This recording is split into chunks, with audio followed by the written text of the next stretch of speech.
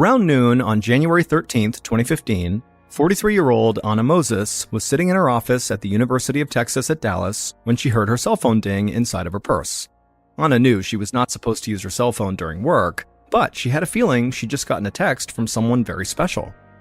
So Anna kind of discreetly slid her phone out of her purse, and when she looked at the screen, she smiled. Like she'd thought, her boyfriend, Michael Stodnick, had texted her to confirm that they were still on for dinner that night.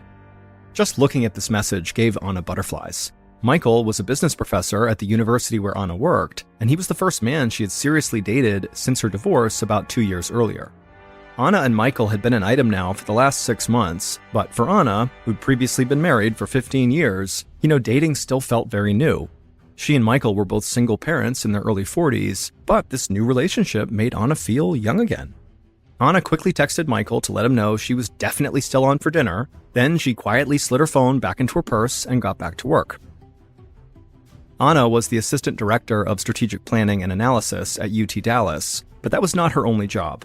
She was also a graduate student pursuing a master's degree in data analytics, so Anna was very busy. But as soon as the clock hit 2 p.m., Anna stood up from her desk and headed upstairs. She knocked on an office door before opening it, but really the knocking was just a formality. The person sitting at the desk inside, University Vice Provost John Workowski, always expected Anna for afternoon tea.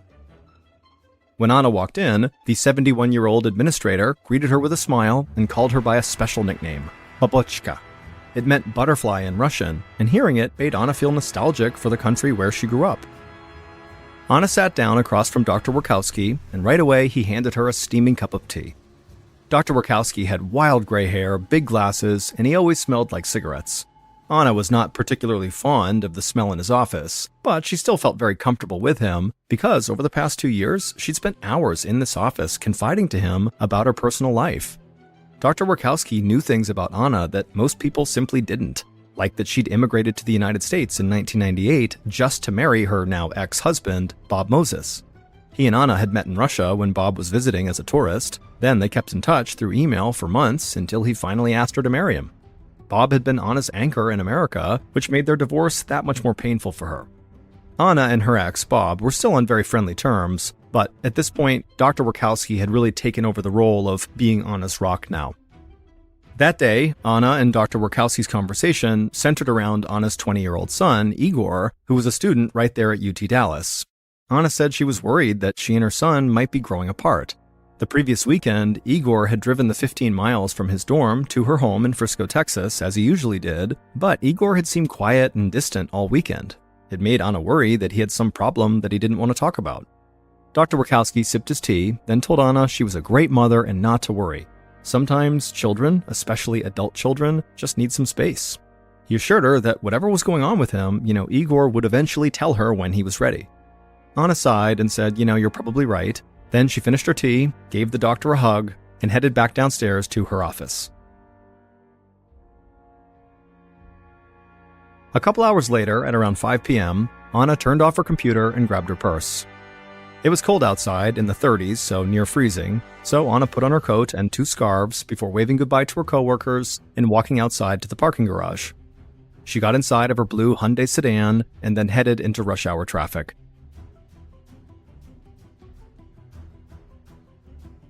Part of the way home, Anna's stomach began to growl. She was hungry. Anna looked at the clock and saw that it was 5:30, which meant her boyfriend Michael would not be picking her up for dinner for another 2 hours. So she decided to pull off the highway right then and go to a fast food restaurant, a Taco Bell that served Mexican food, and she went through the drive-thru and she bought a chicken quesadilla. Anna was really hungry, but after receiving the food, she didn't eat it in the car. Instead, she just set it on her passenger seat. Anna generally preferred to keep her surroundings really tidy, and so she never ate in her car. It was just too messy. About 15 minutes later, Anna turned into her neighborhood. As she approached her 2-story brick house, she stopped beside her mailbox and rolled the window down to grab her mail. Then she pulled her Hyundai into the garage. Anna shut the garage door behind her, she gathered up her purse, her mail, and her quesadilla, and she got out of the car. She walked towards the door that led into her home, thinking about how excited she was for her date that night with Michael. But as she reached for the doorknob, Anna heard the sound of rustling behind her, followed by a loud clap.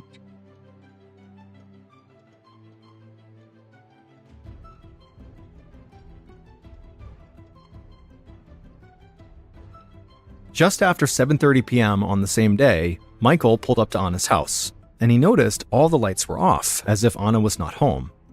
Michael was confused, but he got out of his car and knocked on Anna's front door. When she didn't answer, he called her, but she didn't pick up. Michael thought about going inside. Anna had actually recently given him a house key, but he knew Anna always turned on her alarm system when she left the house, and he didn't know the code to disable it, and he didn't want to set it off and cause a scene in such a quiet neighborhood. Michael began to feel cold just standing outside, so he turned around, went back to his car, and tried calling Anna again. But Anna's phone again went to voicemail. Anna had never missed a date with Michael before, but Michael told himself, Anna was very busy, she was a grad student and a mother, she could have easily gotten sidetracked with any number of things. So even though he was very disappointed, Michael decided to go home and wait for Anna to call him back. He was sure she would explain everything as soon as she could. The next morning at 9 a.m., Michael once again pulled into Anna's driveway. He had continued calling and texting her until 11 p.m. the previous night, but she never responded. Michael even contacted Anna's friends to ask about her, but they too had not heard from her. And so when Michael woke up on this morning with no text or no calls from Anna, the first thing he did was drive to her house. Michael knocked on the front door, and when there was no response, instead of going in, he instead called the Frisco Police Department. He told the dispatcher that he hadn't heard from his girlfriend since the previous afternoon when she was working at UT Dallas, and now he was at her house knocking on her door and she wasn't answering phone calls or text messages, and so he asked if somebody could come out to her house to make sure she was okay. The dispatcher was obviously empathetic, but they told Michael that for this type of thing, protocol was he would need to call the university's campus police first, and then if for some reason they couldn't handle it, then they would ratchet this up to the Frisco Police Department. And so Michael hung up and then looked up the number for the university campus police and called them, and they promised him they would look into the situation right away. Michael thanked them and hung up, and even though he still felt very uneasy about this, he had to get to work. So he got into his car and drove away.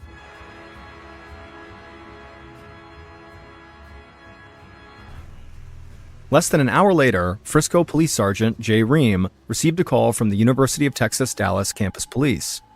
They told Sergeant Ream they were looking for a university employee named Anna Moses. Her boyfriend had just called to request a welfare check, and the campus police had quickly learned that Anna did not show up for work that day, which her coworkers said was highly unusual. Because Anna was not actually living on campus, the university officer asked Ream if he could go check her home in Frisco. Ream said he was on it, and a few minutes later he was out the door, headed towards Anna's address. Ream got there at 10:50 a.m. and knocked on the door. When nobody answered, Sergeant Ream tried the doorknob, but it was locked. Ream knew he could knock down Anna's door, but that seemed extreme. Instead, he called the campus police back and asked if they knew anyone who could let him inside. Over an hour later, at 12:05 p.m., 2 cars pulled up outside of Anna's house. A campus police officer stepped out of one, and Anna's son, Igor, got out of the other. The university police had been able to find Igor on campus, and he told them he had a key and knew the alarm code to his mother's house. Igor nodded curtly at Sergeant Ream, then unlocked his mother's front door and walked inside and disabled the alarm. As Ream entered Anna's home, Igor walked past him and back outside. He did not seem concerned at all about his mother. He just said he'd be out in the car waiting for whenever they were done. Sergeant Ream thought Igor's behavior was strange, but he couldn't worry about that right now. Instead, he and the university police officer walked into Anna's foyer. The house was totally silent except for the officer's footsteps on the tile. They searched the first floor, but they didn't find any sign of Anna, and they were about to head upstairs when the sergeant remembered they should scope out the garage.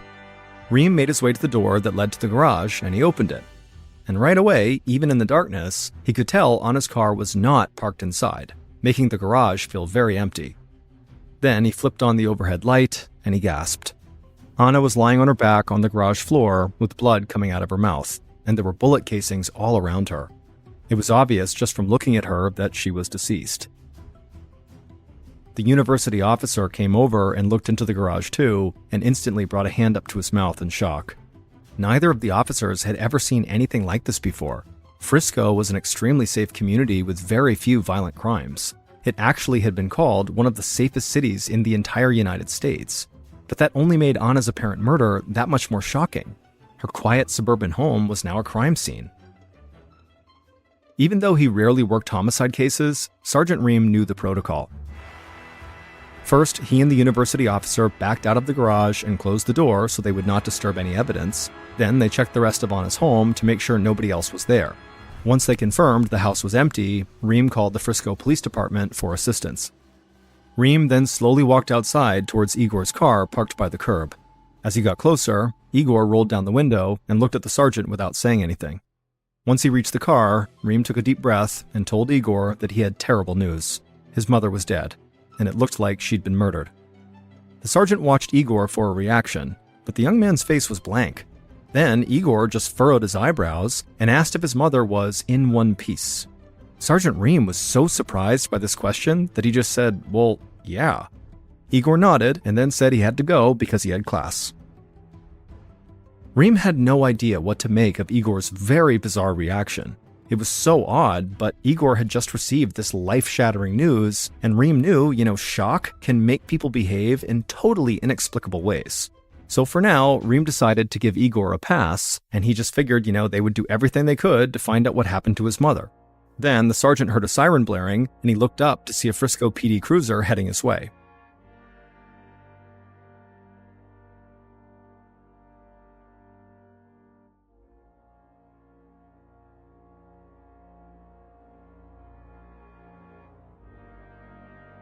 A few minutes later, Frisco detective Brian Schutte and Texas Ranger Reuben Mankin stood inside of Anna's garage. The two men were from different agencies, but they'd both been assigned to lead the case together. The crime scene made Schutte feel totally sick.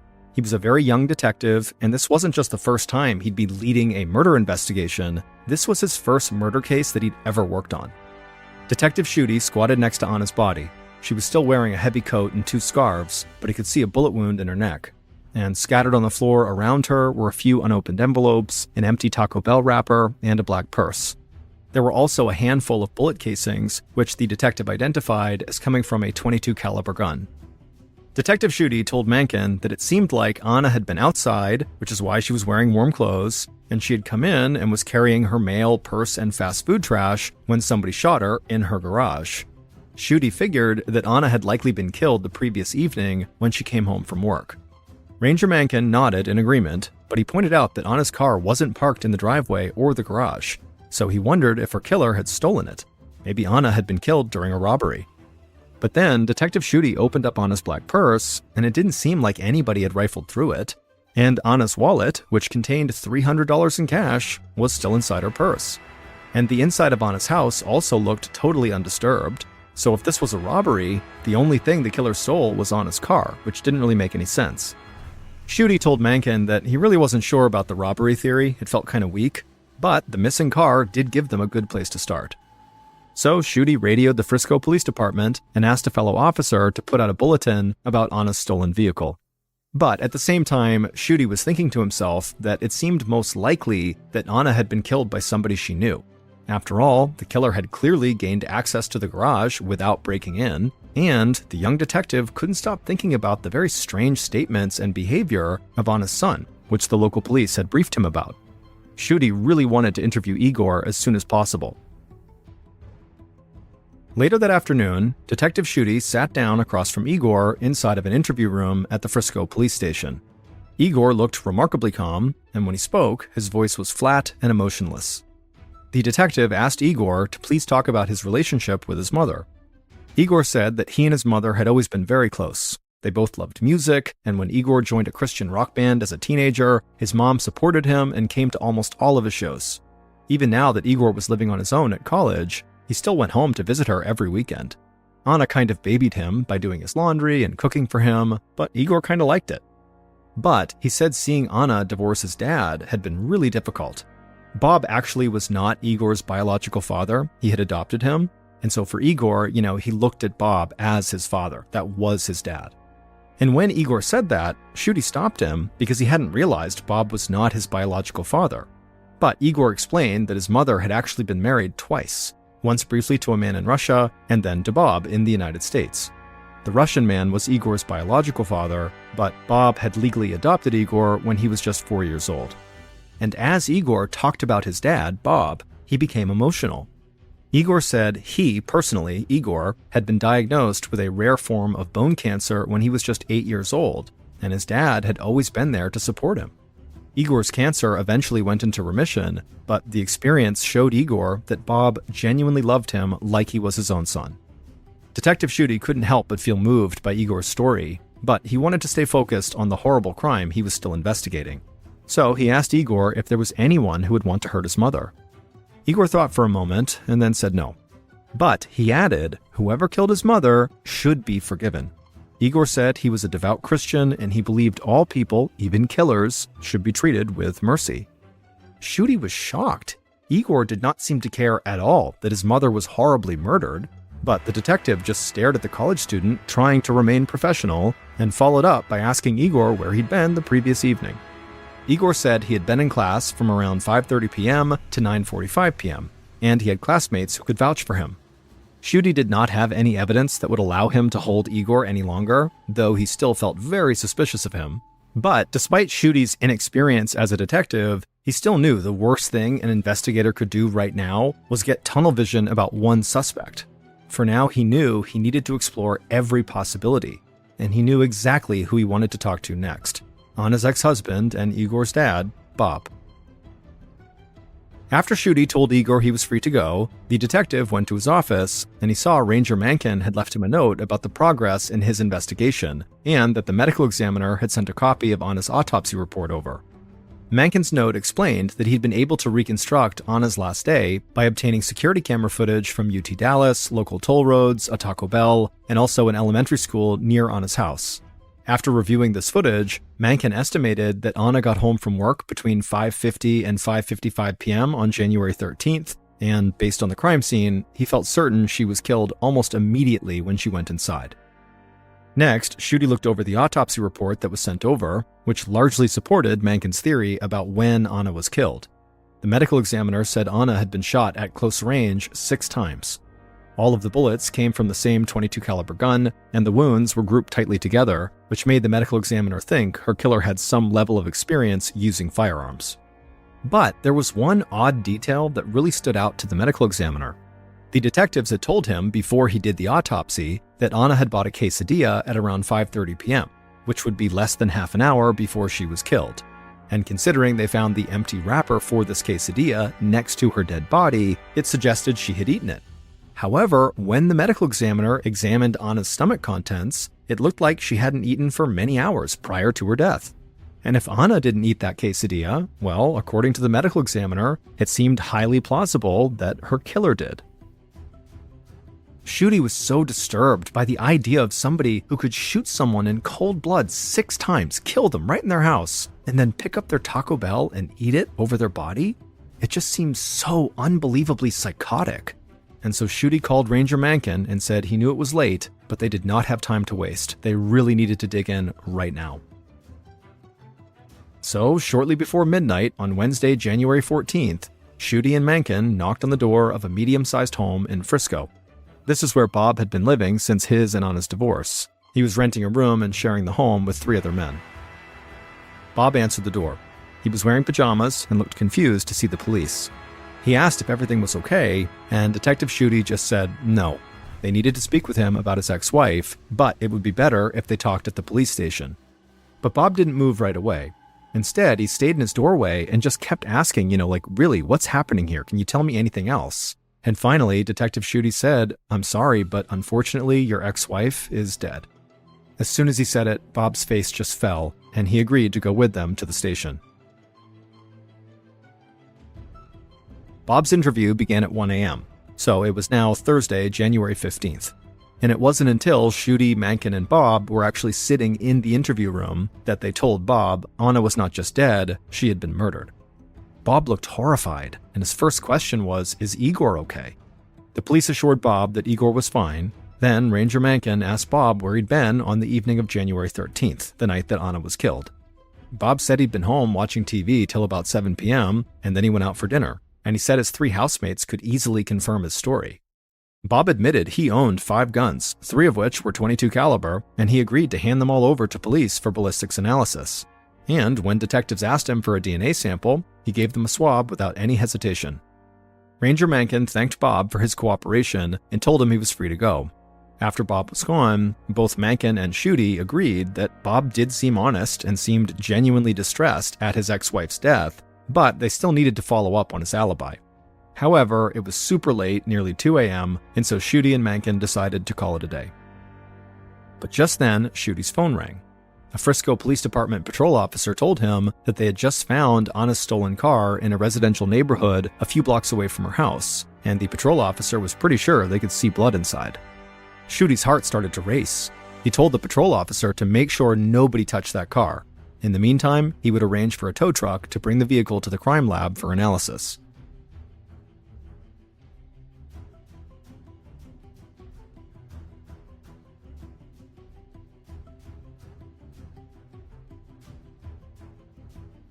After a few hours of sleep, Schutte arrived at the Frisco Police Department crime lab early on Thursday morning. Anna's blue Hyundai sedan was there, and a technician was waiting to brief the detective on what they'd found. The technician said the vehicle was remarkably clean inside, except for a few things. There was an empty Red Bull energy can, there was a cigarette butt, and there were 2 small bloodstains, one on the right side of the driver's seat and one on the center console. Schutte was really excited at this news, and so he had the can, cigarette, and swabs of the blood sent off for DNA testing, along with the swab that Bob had given them during his interview. But Schutte knew it could take weeks to get these results back, so for now, he still had to continue with old-fashioned detective work. The most obvious person to interview next was Anna's boyfriend, Michael. He agreed to come in for an interview, and soon Schutte was sitting across from the business professor at the police station. Michael leaned forward and ran his hands through his short brown hair. He looked anxious, and before Schutte even began the interview, Michael asked if he should have a lawyer. The detective promised him this was all totally routine. Michael picked at his fingernails as he told Schutte that he and Anna had not been dating for very long, but their relationship had been moving in a good direction. He said a few days ago, on January 13th, he'd gone to Anna's house to pick her up just after 7:30, and he'd been confused by her absence. And now he was horrified to know Anna had been lying dead in her garage the entire time he was there. Once Michael began talking, he started to open up a bit more, but as soon as Schutte asked him for a DNA sample, he clammed up. Then he asked again about maybe getting a lawyer. The detective said that really wasn't necessary, but he would give Michael some time alone to decide whether he wanted to cooperate. Schutte left, but what Michael didn't know was that the detective could still see and hear Michael through a camera in the corner of the room. So Schutte watched as Michael began mumbling to himself. The detective could not make out all the words, but at one point, Michael asked himself, "Am I overreacting?" A few minutes later, the detectives went back in and asked Michael if he had made a decision. Michael said yes. He said he would give a sample of his DNA. Schutte smiled, and then he got the swab from Michael and told him he was free to go. Then Schutte sent this newest DNA sample to be tested against the other items from Anna's car. While they waited for the DNA results, Detective Schutte and Ranger Mencken interviewed some of Anna's friends and co-workers. And quickly, the investigators soon learned that Bob and Michael were not the only men in Anna's life. Anna's friends pointed detectives towards a man named Jerry Caspel, a poet who they said had a deep spiritual bond with Anna. Her co-workers also mentioned a vice provost at UT Dallas named Dr. John Warkowski, who seemed to be Anna's mentor. Detective Schutte contacted Jerry first, and when he arrived for his interview, he was totally overwrought and on the brink of tears. He told the detective that Anna was his muse, and without her, he didn't know if he'd ever be able to write poetry again. Schutte narrowed his eyes at Jerry's very melodramatic display, but he let him keep talking. Jerry explained that he met Anna at a public speaking course a few years back, and they'd bonded over their love of art. They often went to the opera together, and Anna would read and edit Jerry's poems. He'd published 2 books of poetry and dedicated them both to her. Schutte thought this connection sounded very intense, so he asked Jerry what Anna's boyfriend thought about them being so close, and Jerry looked surprised. He said he didn't even know Anna had a boyfriend. But regardless, he insisted their relationship was not romantic, it was purely spiritual. The detective found the whole tale pretty hard to believe. He asked Jerry if he owned any firearms, and Jerry said yes, he had a .22 caliber handgun. But he quickly agreed to let the police analyze it, and he also gave them a DNA sample. Next, Schutte asked where Jerry was around 6 p.m. on January 13th. Jerry said he was driving home from work on a Dallas toll road that was very far away from Anna's home, and the toll records would certainly reflect that. Schutte thanked Jerry, and as soon as the poet left, Schutte just shook his head. It did not seem like Jerry was a viable suspect. So he called the next man on his list. A few days later, Detective Schutte began to interview Dr. John Warkowski. The university administrator explained that he met Anna through work, and they grew very close during her divorce. Then, Dr. Warkowski said something surprising. He told the detective that he and Anna once had an affair. Schutte stared at the man, who was 70 years old, making him 27 years older than Anna. Dr. Warkowski said he knew that he and Anna seemed like an unlikely pair, but it really was true. He said Anna wanted to have a relationship with him, and he had to cut it off because of their age difference. It just seemed totally inappropriate. But they still remained close friends, and so Dr. Warkowski knew very intimate details about her life, like how she struggled emotionally and financially after her divorce. Dr. Warkowski said he considered it his privilege to help Anna with money. In fact, in the 2 years since her divorce, he'd wired her a total of $46,000 US. Dr. Warkowski insisted this money was given as a gift with no strings attached, but Schutte was not convinced. He wondered if maybe, during one of their intimate conversations, Anna had learned something about the administrator that he wanted to keep hidden. What if those gifts were actually hush money payments? Or maybe he was paying Anna for sex, and she was threatening to expose him. Thinking about the items found in Anna's car, Schutte asked Dr. Warkowski if he drank energy drinks or smoked cigarettes. Dr. Warkowski said he didn't like energy drinks, but he definitely smoked. And when the detective asked for his whereabouts on the evening of January 13th, the administrator said the same thing Jerry did.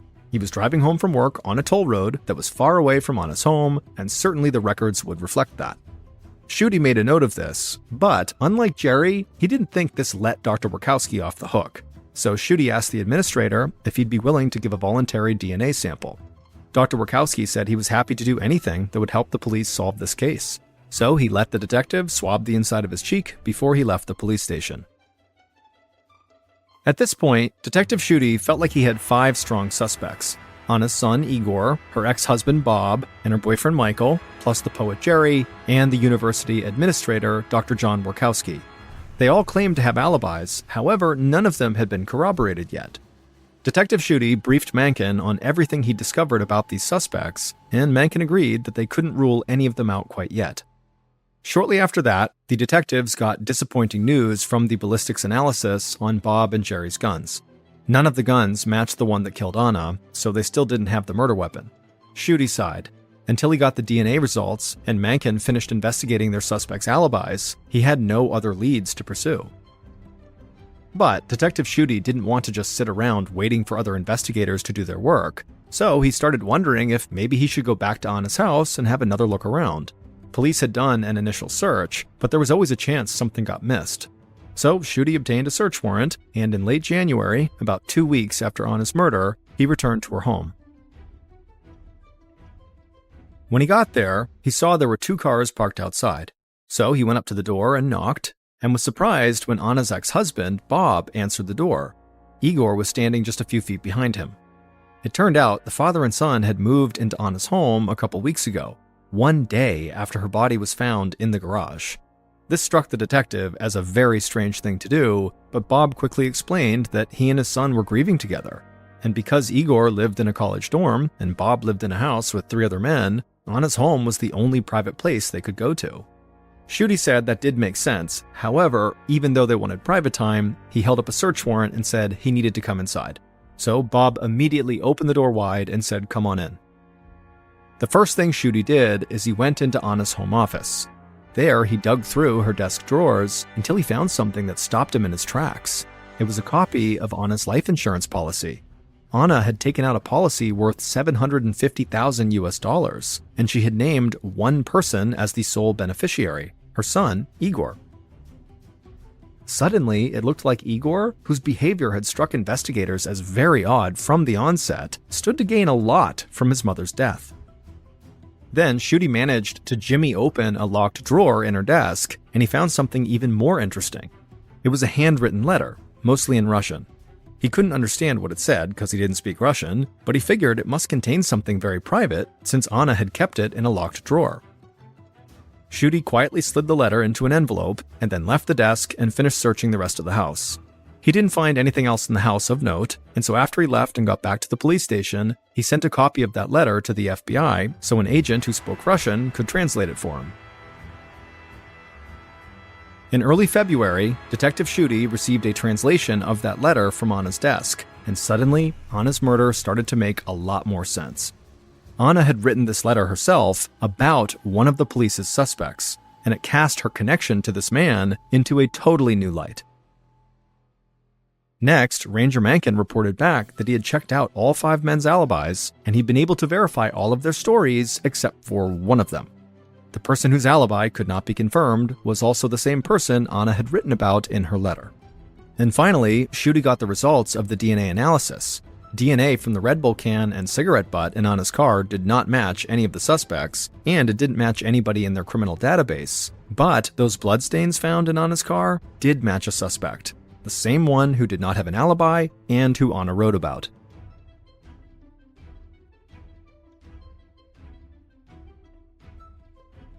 And so, based on this evidence, along with further investigation into this primary suspect, here is a reconstruction of what police believe happened to Anna Moses when she returned home from work on January 13th, 2015.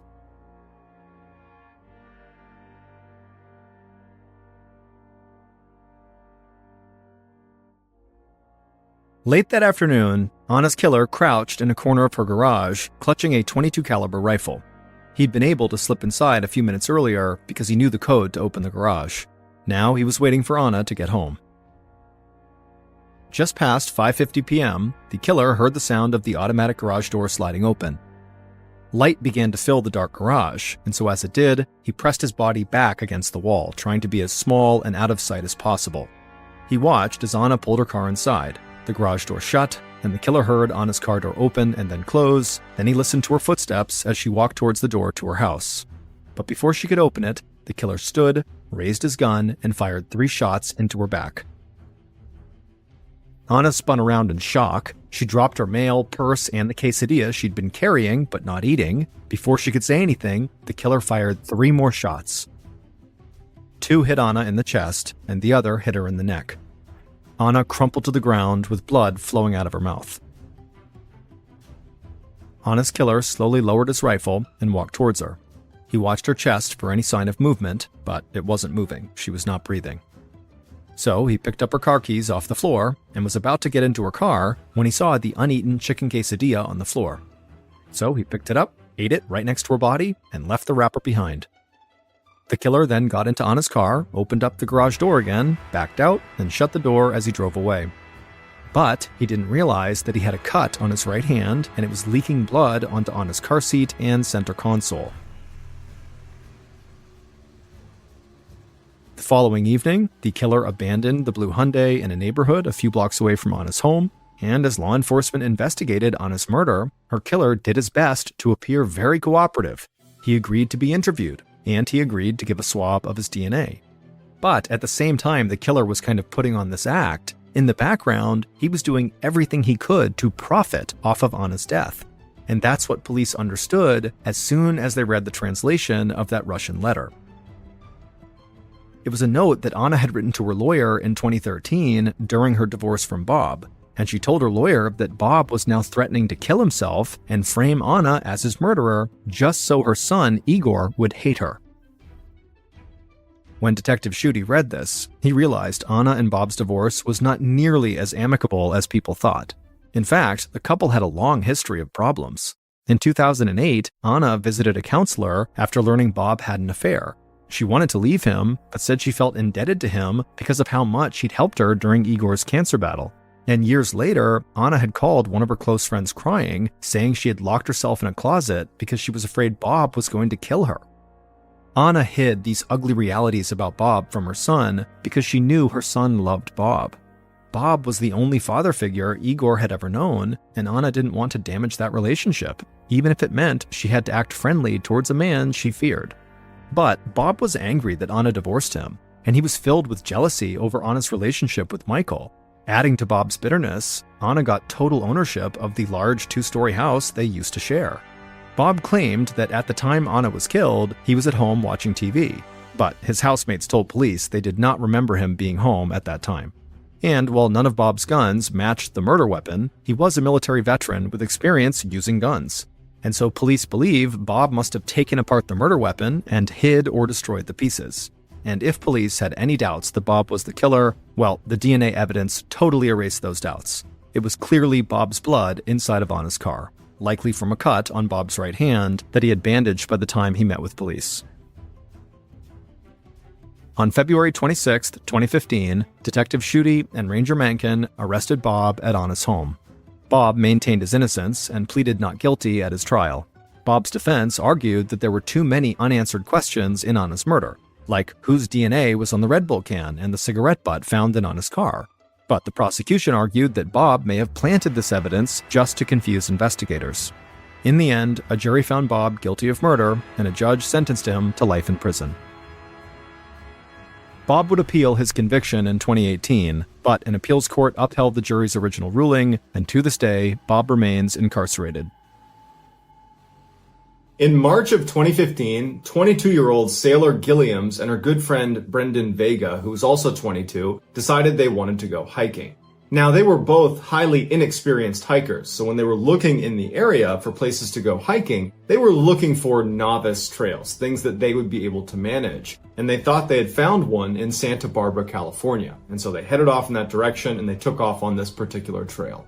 A little ways into their hike, and they started to feel like, man, the terrain here is pretty treacherous. This is way more difficult than we were expecting when we looked at the map. And as they continued and they're climbing over these huge boulders, and it just seems totally like an advanced trail, they start to wonder, did we veer off the trail? Worried they might be lost, they turned around and began backtracking, hoping to find the trail and find some landmark that would allow them to confirm they were on the right trail.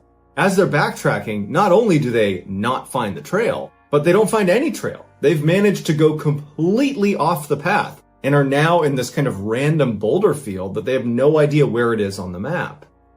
Navigating this terrain in the daytime with light would have been difficult even for an experienced hiker. But now it's nighttime, they don't have flashlights, and they're jumping boulder to boulder, and Sailor at some point loses her footing and falls and fractures her leg. Brendan rushes over and tries to help Sailor stand up, but she can't move. And so Brendan tries to put her on his shoulders and starts walking with her. And that works for a little while until they're passing by this waterfall and they fall off of it and they come careening down, they smash onto the ground, they survive the fall, but Brendan now has a broken elbow and Sailor now has a broken ankle on top of her broken leg. Sailor's in excruciating pain, and because of this fall, there's just no way Brendan's going to be able to lift her back up and keep walking. And so the decision was made that Brendan was going to go try to find help on his own, and that she would stay here and continue to yell for help in hopes that someone might hear her before Brendan got back. He takes off, and as soon as he's around the corner and gone, Sailor begins screaming for help, and she would continue screaming for help all through the night, well into the next day. About 24 hours after Brendan had left, he still had not returned, and at this point, Sailor's in and out of consciousness. She knows that she's going downhill quickly unless someone finds her. By the following afternoon, Brendan is still not back yet, so laying face down in the mud with flies buzzing all over her head, she was helpless and trapped, and there was nothing she could do but wait until either a miracle occurred and someone found her, or most likely, she just dies. So at the same time that Sailor and Brendan are going through this horrible ordeal, three totally unconnected people decide they want to blow off work and school and just go escape into nature. And so they settle on a hike that would bring them to a waterfall in Santa Barbara, California.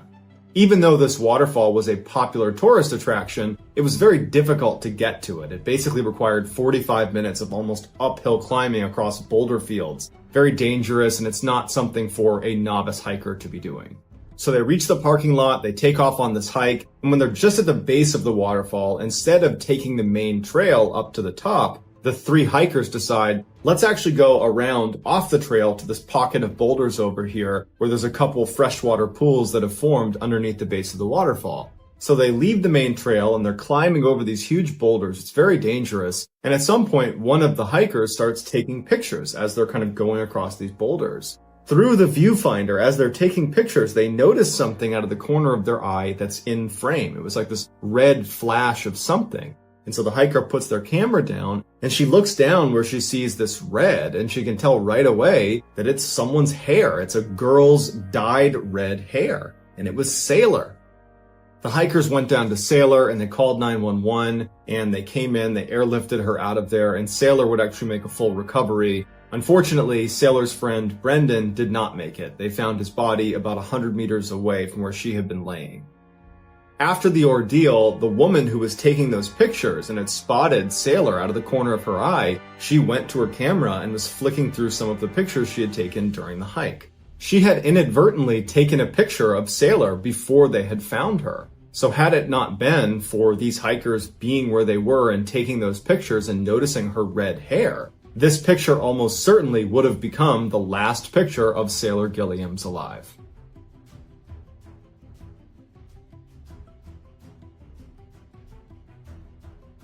Our next story is called When You Find My Body.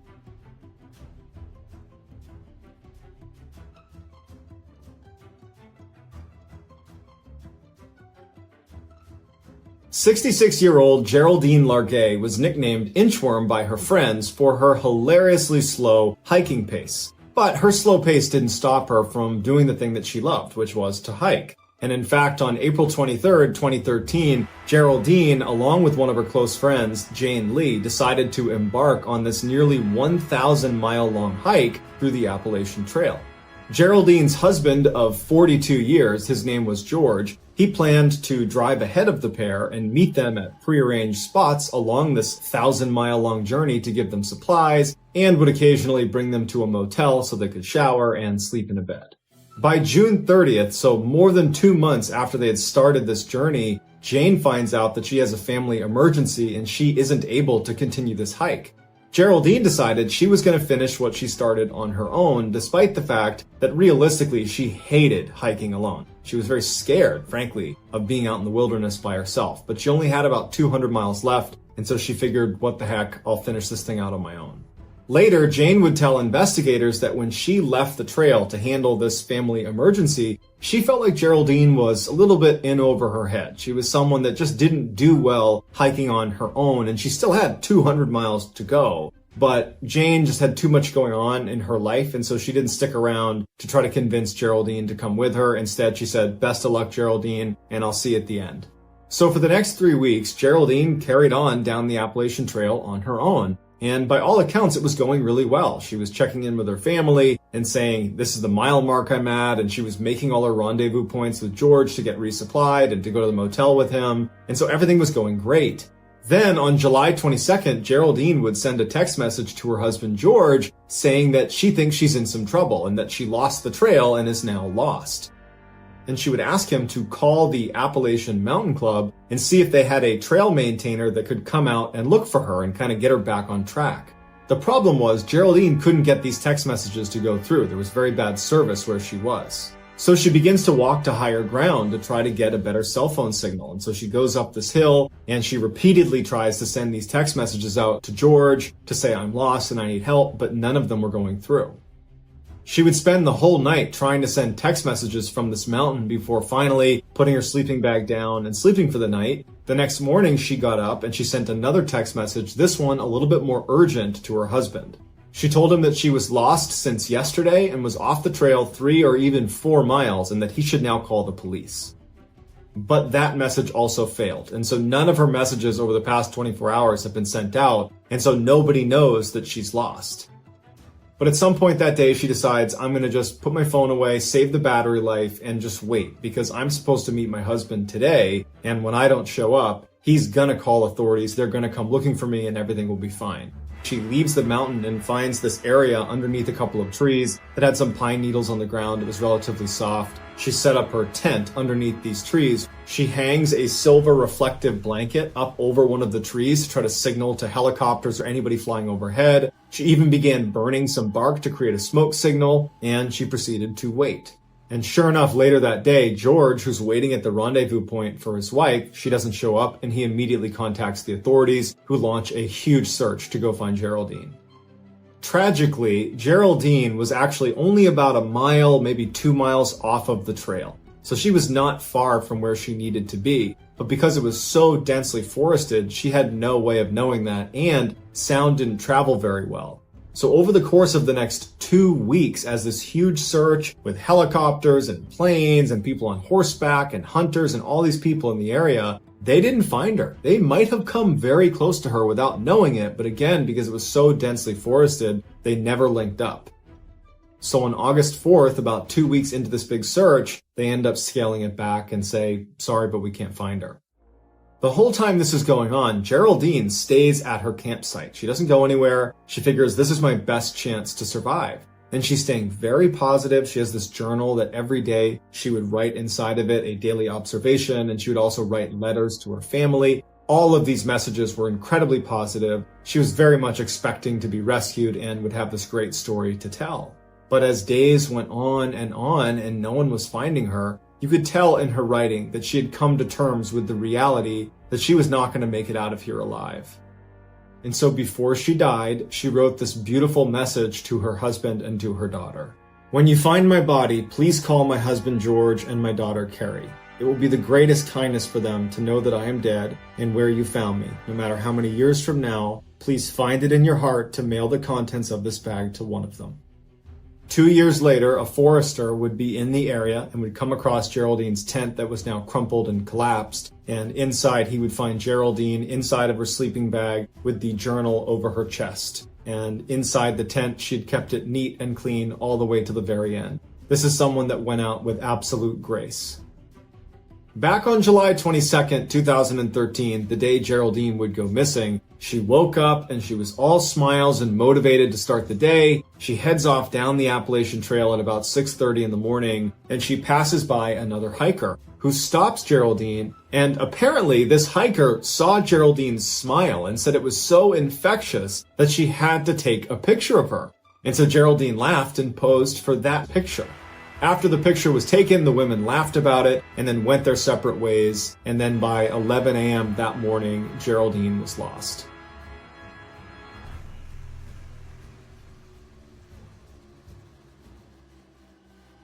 The next and final story of today's episode is called SOS.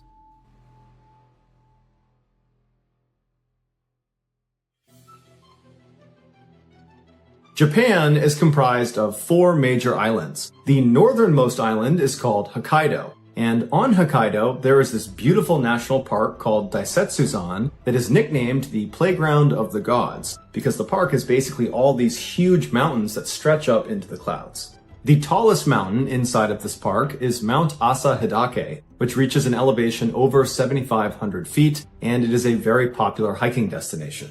The trail that brings you to the summit of Mount Asa Hidake is considered relatively straightforward. It's pretty much just a straight line. But there is one very tricky spot. On the way up, as you get closer and closer to the summit, the trees begin to disappear and you're left with this kind of open landscape where the trail becomes fairly ambiguous. It's hard to know where you're going. And so hikers are instructed to look for a landmark, which is this big square boulder that's known as Safe Rock. And once you get to Safe Rock, apparently the rest of the trail is easy to identify and follow all the way up to the summit. There's a catch though. In the same area as Safe Rock is another large square boulder that looks exactly like Safe Rock. And this imposter is called False Safe Rock. If a hiker confuses False Safe Rock for the real thing and then attempts to take the path leading away from the imposter, they will be led down a path that many people have gotten lost on. At first, it will feel like you are making progress towards the summit of the mountain, but eventually the trail begins to gradually go downhill. Now, you would think that would be a fairly obvious red flag if the trail is going down and you're trying to go up to the summit, that probably something's gone wrong here, you've taken a wrong turn, but put yourself in the mind of someone who's made this mistake. In their mind, they reached the landmark of Safe Rock, although it was the imposter, False Safe Rock, and so they think they're on the right path. And if this is their first time being on this mountain, which a lot of people it is, they'd probably convince themselves that they've gone the right way and just keep on going. And so if you just keep on going and you don't recognize this mistake, about a mile away from False Safe Rock, you enter into this valley that's completely overgrown with thick bamboo. It's very swampy, and there's lots of very steep cliff drop-offs. And once you go inside of this area, you can't see anything because the bamboo is so tall and so thick, and so it's very easy to get turned around, and it's pretty easy to accidentally walk off of a cliff. And so over the years, hikers who have accidentally taken the trail leading away from false Safe Rock have gotten lost in this treacherous area, and not all of them have come back. In July of 1989, two men from Tokyo were hiking up the trail towards the summit of Mount Asadake when they reached what they believed was Safe Rock. However, it was not. It was false Safe Rock. And so when they followed the trail leading away from false Safe Rock, it was not long before they were lost in that valley overgrown with bamboo.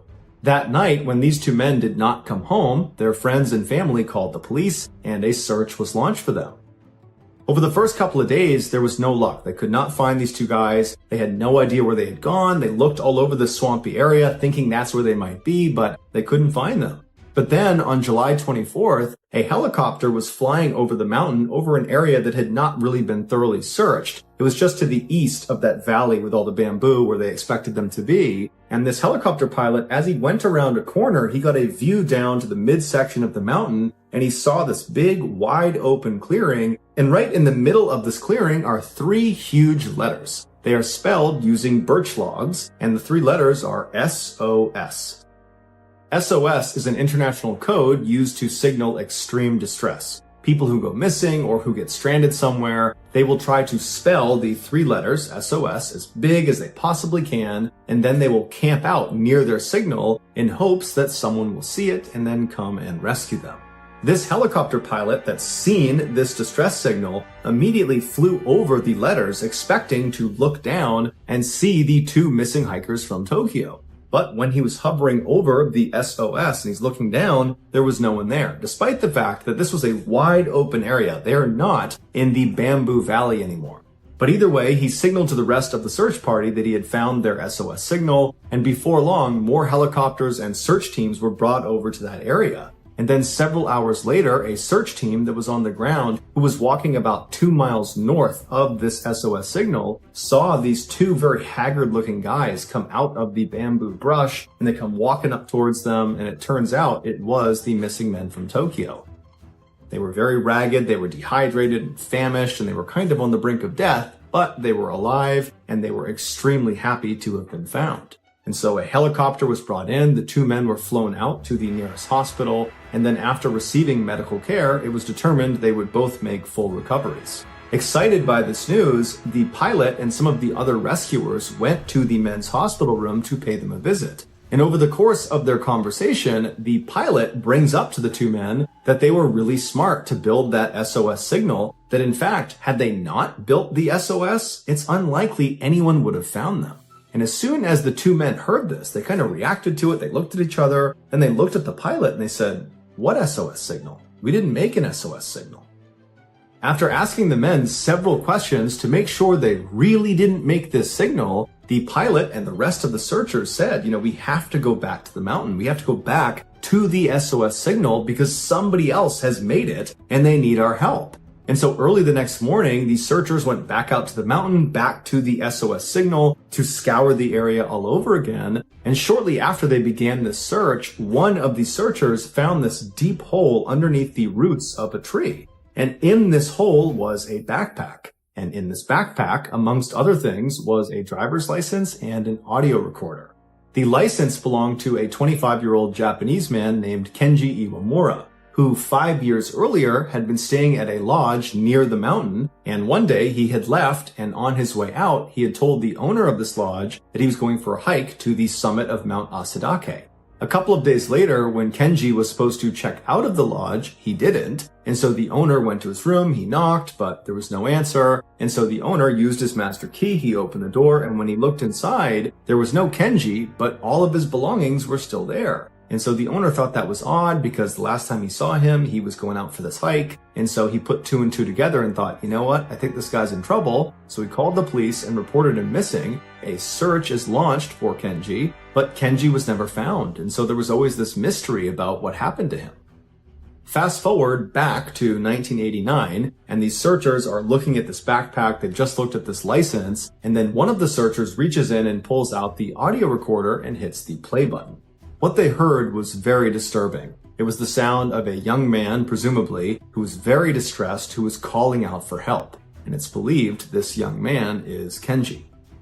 In Japanese, he very slowly and deliberately says, "I'm stuck on a cliff, I can't move, SOS, please help me. I'm at the spot where I first saw the helicopter, but the bamboo is too thick, I can't move, please lift me up out of here, SOS." Here is a clip of the actual recording.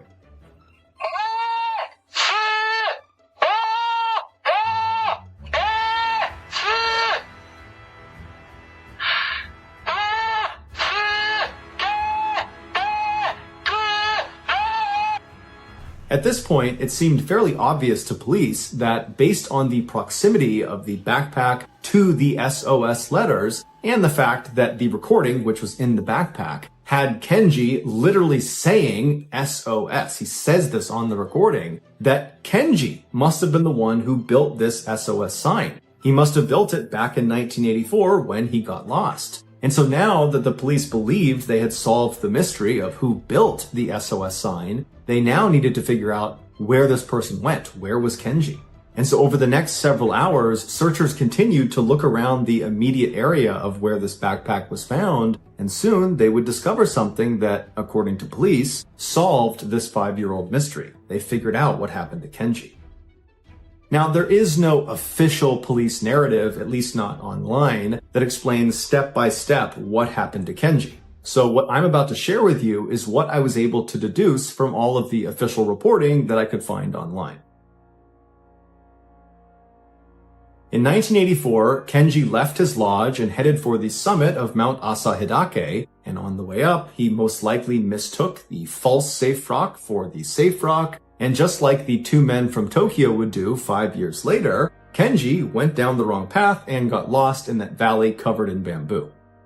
At some point, Kenji stopped trying to find his way back to the trail and instead tried to just go down the mountain any way he could. And so as he's making his way through this very thick vegetation and this bamboo, he eventually gets to a point where he lowers himself down over this ledge and he lands on this cliff. And as soon as he lands, he looks over the edge and he realizes he can't go any farther. It's too steep, it's too dangerous. But when he turns around to try to climb back up, it's also too steep. So he was trapped on this ledge.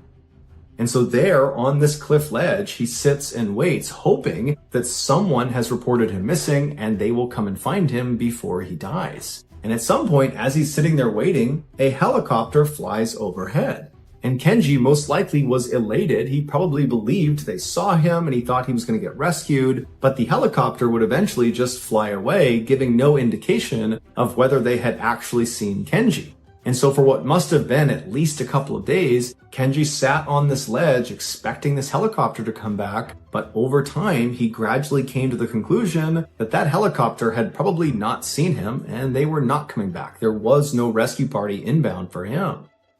And so it was around that time, as he's having this horrible realization, that he pulls out that audio recorder and he records that very eerie and distressing message where he's calling out for help and saying that he's stuck on this ledge. And then after he was done, at some point, Kenji came to the conclusion that his best chance at survival was not waiting for some helicopter to potentially come back, because at this point that seemed really unlikely. Instead, his best chance and perhaps only chance was to try to climb down this cliff right in front of him that he had already determined was way too dangerous. And so Kenji lowered himself and began climbing down this cliff, and miraculously, he got all the way to the bottom where the ground leveled off without serious injury. And so from that point, he just kept on walking down the mountain, trudging through all this bamboo, until he actually leaves the bamboo and enters this huge clearing on the side of the mountain, where basically it's devoid of any vegetation besides some birch trees off in the distance. And it was in this clearing that Kenji would construct that SOS signal, believing that was his ticket out of there. But unfortunately, it was not.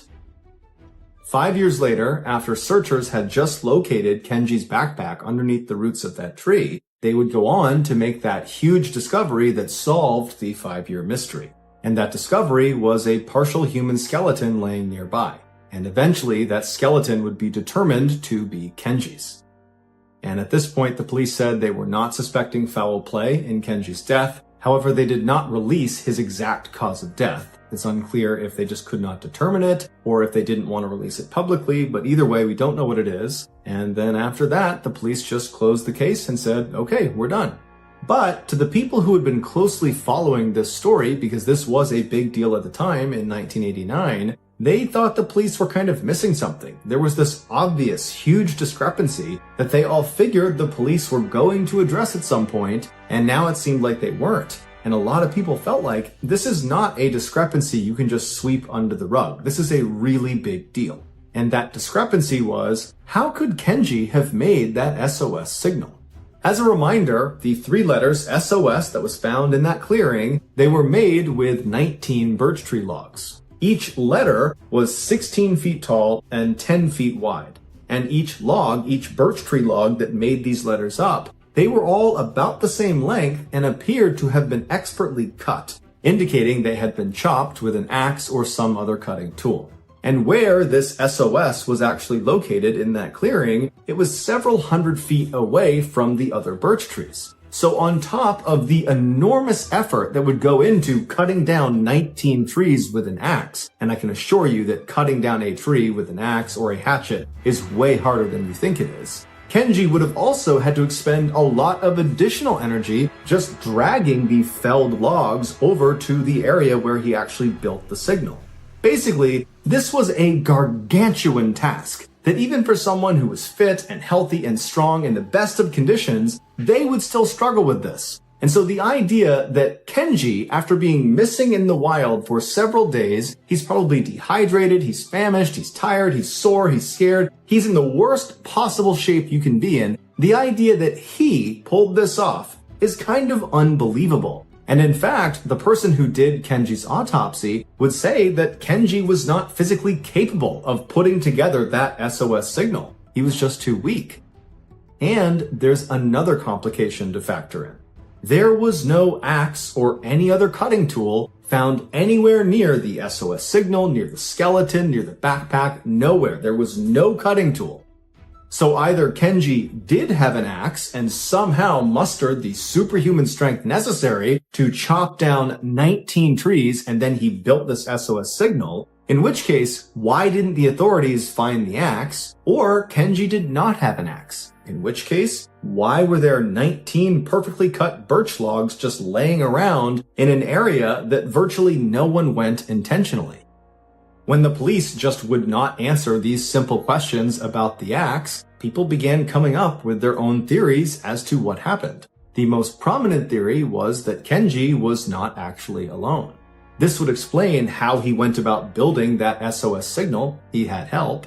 And it would also explain why Kenji's family, when they heard that audio recording for the first time, they said, that doesn't sound like our son. And so according to this additional person theory, that recording wasn't of Kenji. It was of this other person, this additional person. People who subscribe to this theory also point out that originally the skeleton was not classified as belonging to Kenji. It was classified as belonging to some unknown female with type O blood. The media and the public went crazy at this revelation, and very quickly the police were being hit with lots of questions about this development, which they had no idea what to say about it. And so they looked kind of bad in the media, they didn't have very many answers, they didn't have any leads, the pressure was building, and then all of a sudden the police say, oh, we looked at the bones again, and it turns out they were not type O blood female, they were actually type A blood male, which conveniently is the same sex and blood type as Kenji.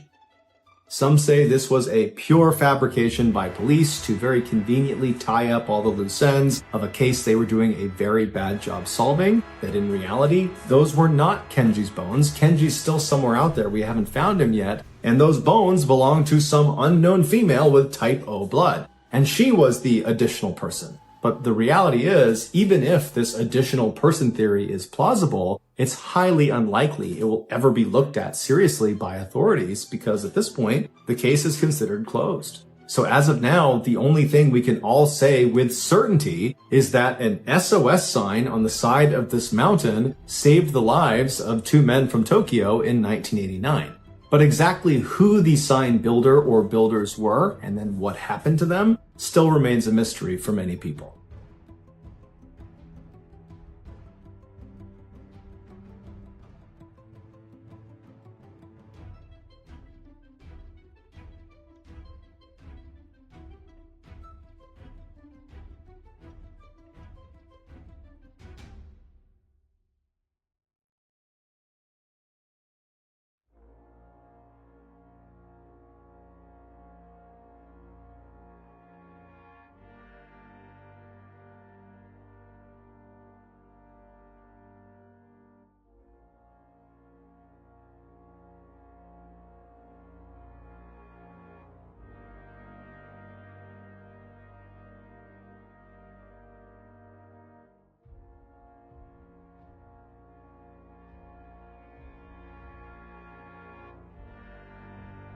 Thank you for listening to the MrBallen Podcast. If you got something out of this episode and you haven't done this already, please cut all the Waldos out of a Where's Waldo book and then give that to the Amazon Music follow button for their birthday.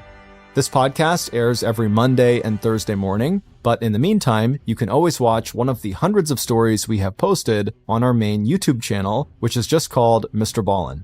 Consider donating to our charity. It's called the MrBallen Foundation, and it provides support to victims of violent crime as well as their families. Monthly donors to the MrBallen Foundation.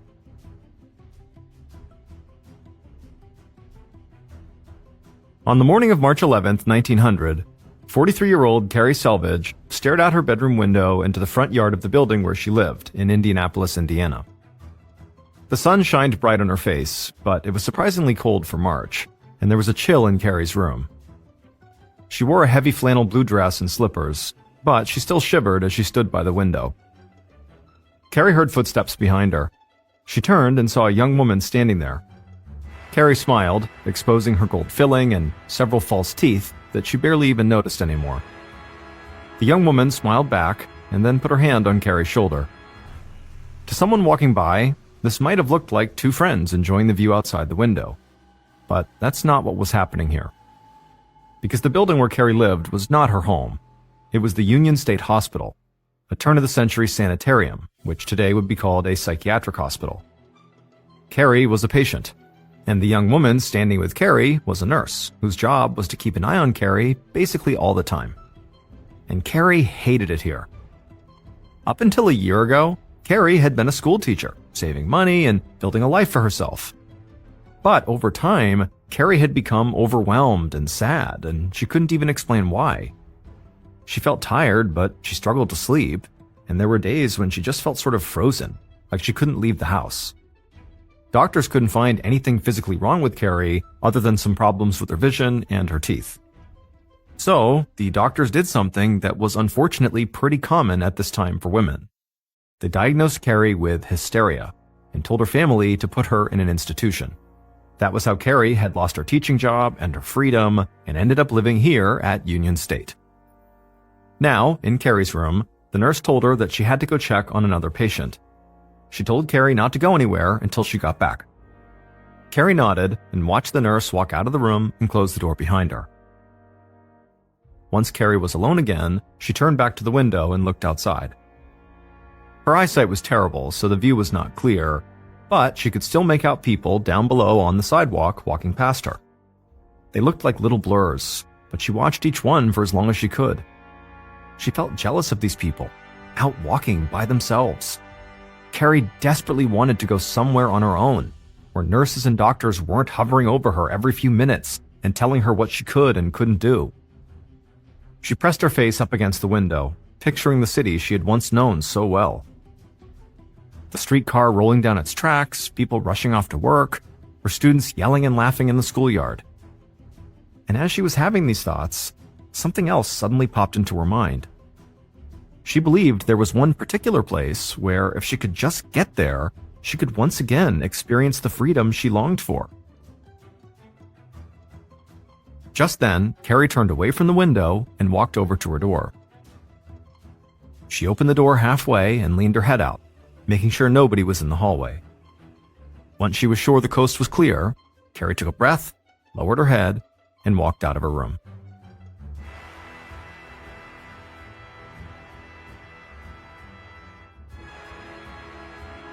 About 5 minutes later, that same nurse came back to Carrie's room and opened the door. But now, Carrie's room was empty. The nurse walked over to the closet, opened the door, and checked inside, but Carrie wasn't in there either. The nurse wasn't alarmed. She was annoyed. Carrie had run away once before, and this nurse knew that if it happened again, she was going to have to explain why she left Carrie alone. The nurse checked the porch, where she knew Carrie liked to spend time, but it was also empty. She told herself what must have happened was a doctor came by and took Carrie somewhere. But when this nurse tracked down all the doctors on the shift, they all said the same thing. They hadn't seen Carrie all morning. Now, this nurse was starting to panic. She worried that Carrie might have tried to walk somewhere on her own and gotten completely lost because of her terrible eyesight. And so, not knowing what else to do, the nurse ran to the front desk and said she needed help right away, because Carrie Selvage had disappeared.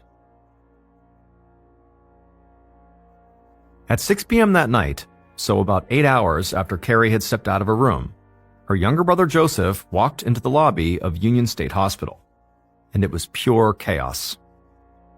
Joseph saw doctors, nurses, and administrators walking as quickly as they could down one hall and into another, and everybody looked frantic. But nobody had contacted Joseph, so he did not know what was going on. He eventually flagged down a nurse and told her he was there to visit his sister, and that's when the nurse told him.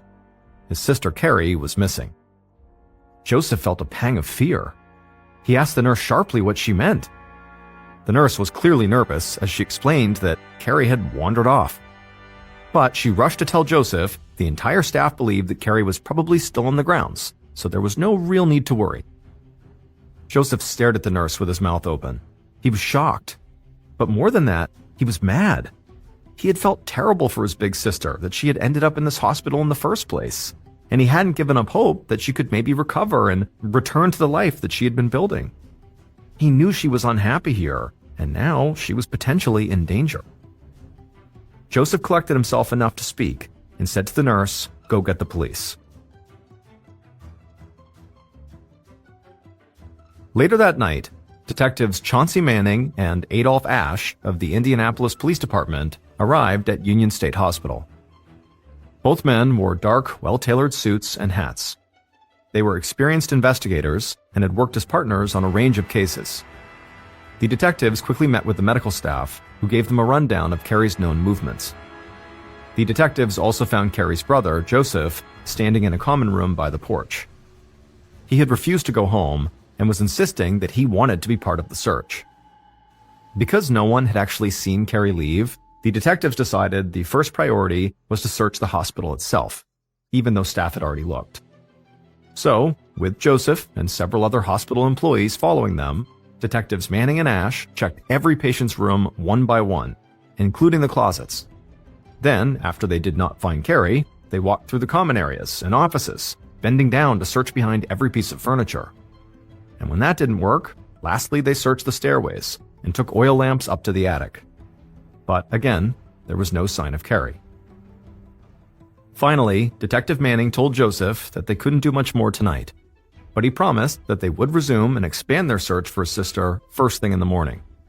What they didn't tell Joseph was that if Carrie had truly wandered off the hospital grounds and out into the city, then she was in very serious danger. Like other major cities, Indianapolis had its share of crime.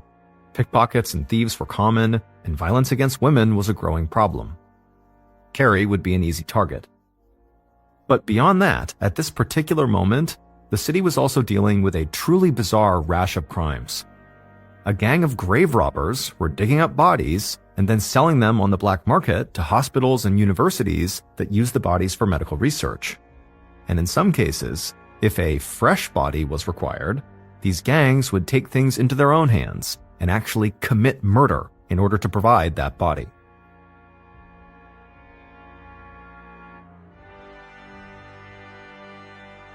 On the morning of March 12th, so still less than 24 hours after Carrie had gone missing, Detectives Manning and Ashe, along with a group of uniformed police officers, began canvassing the surrounding neighborhood outside of the hospital, hoping they weren't already too late.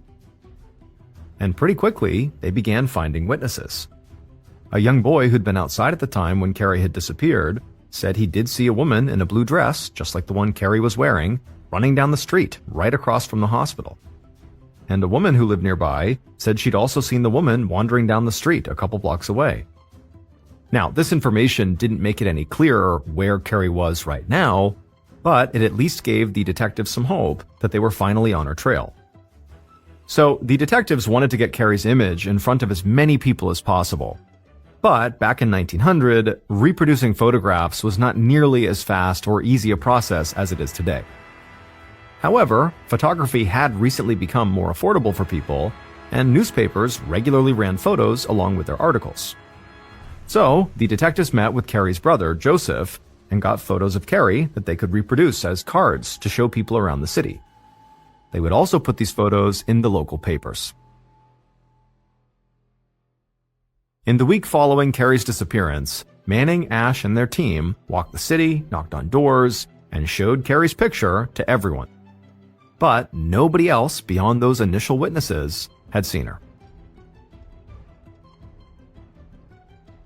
2 weeks after Carrie's disappearance, on March 25th, the detectives still had no real leads, and they were getting desperate. By now, they had searched the hospital and its grounds several times. They had crisscrossed the city, dragged small ponds, and conducted hundreds of interviews. At this point, they could only think of one other place to look: the canal that cut through town, that also was not far from the psychiatric hospital. In 1900, very few women were taught how to swim. So Manning and Ash thought Carrie might have wandered near the canal, and with her limited vision, and potentially with her inability to swim, she could have not seen the water, fallen in, and drowned. So the detectives had city workers drain the entire canal.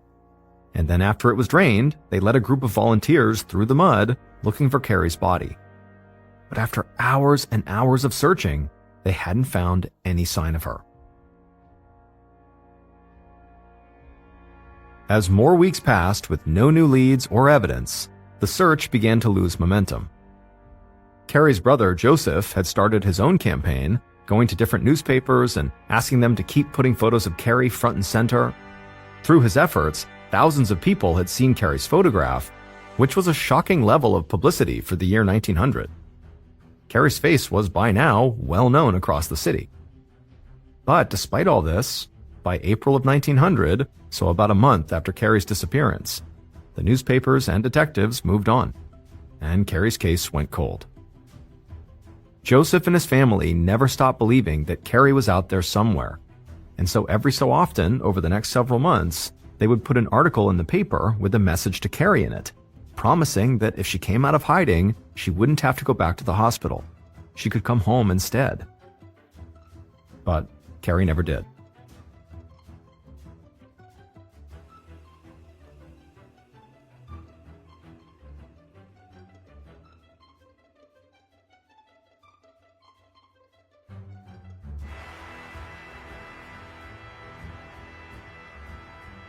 Fast forward 2 years to a day in September of 1902 inside of an operating theater at a hospital right near the one Carrie had disappeared from. A medical student wove through the crowd to a front row seat in the theater, which gave him a clear view of the operating room right below. The student felt his heart speed up, because in the center of the operating room, he saw a table covered with a bright white sheet, and he knew that underneath that sheet, there was a dead body.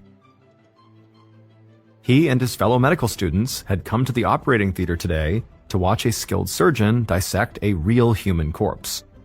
This demonstration was, at the time, one of the only ways that doctors in training could gain a better understanding of human anatomy. And it was considered a huge privilege for them to get to witness something like this.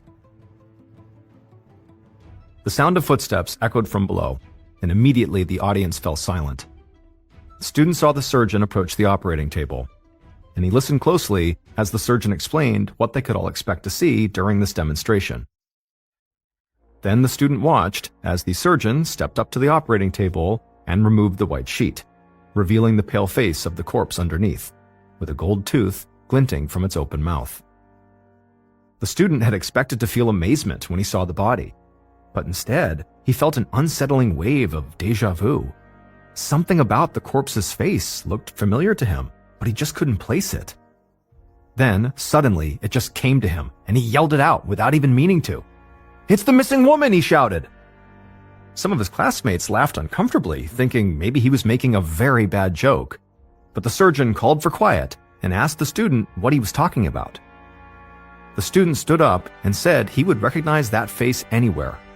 The woman on the table was Carrie Selvage, the same Carrie Selvage who had disappeared from the psychiatric hospital a couple years ago.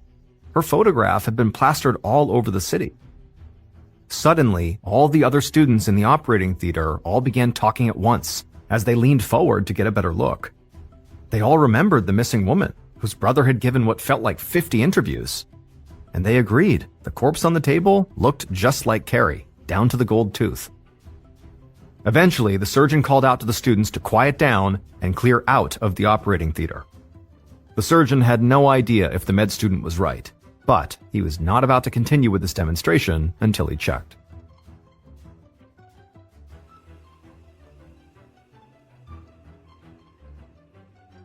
A few hours later, Detectives Manning and Ash stood in the operating theater with the surgeon, Carrie's brother Joseph, and Carrie's dentist. All the men stared at the body on the table, and they all had the same reaction. It could be Carrie, but they weren't sure. The medical school had not kept great records on when it actually acquired these bodies. This particular one was slightly decomposed and had been frozen for a long time. The dentist eventually spoke up and said the gold filling was the same kind he'd used for Carrie, and it was in the exact same spot in her mouth.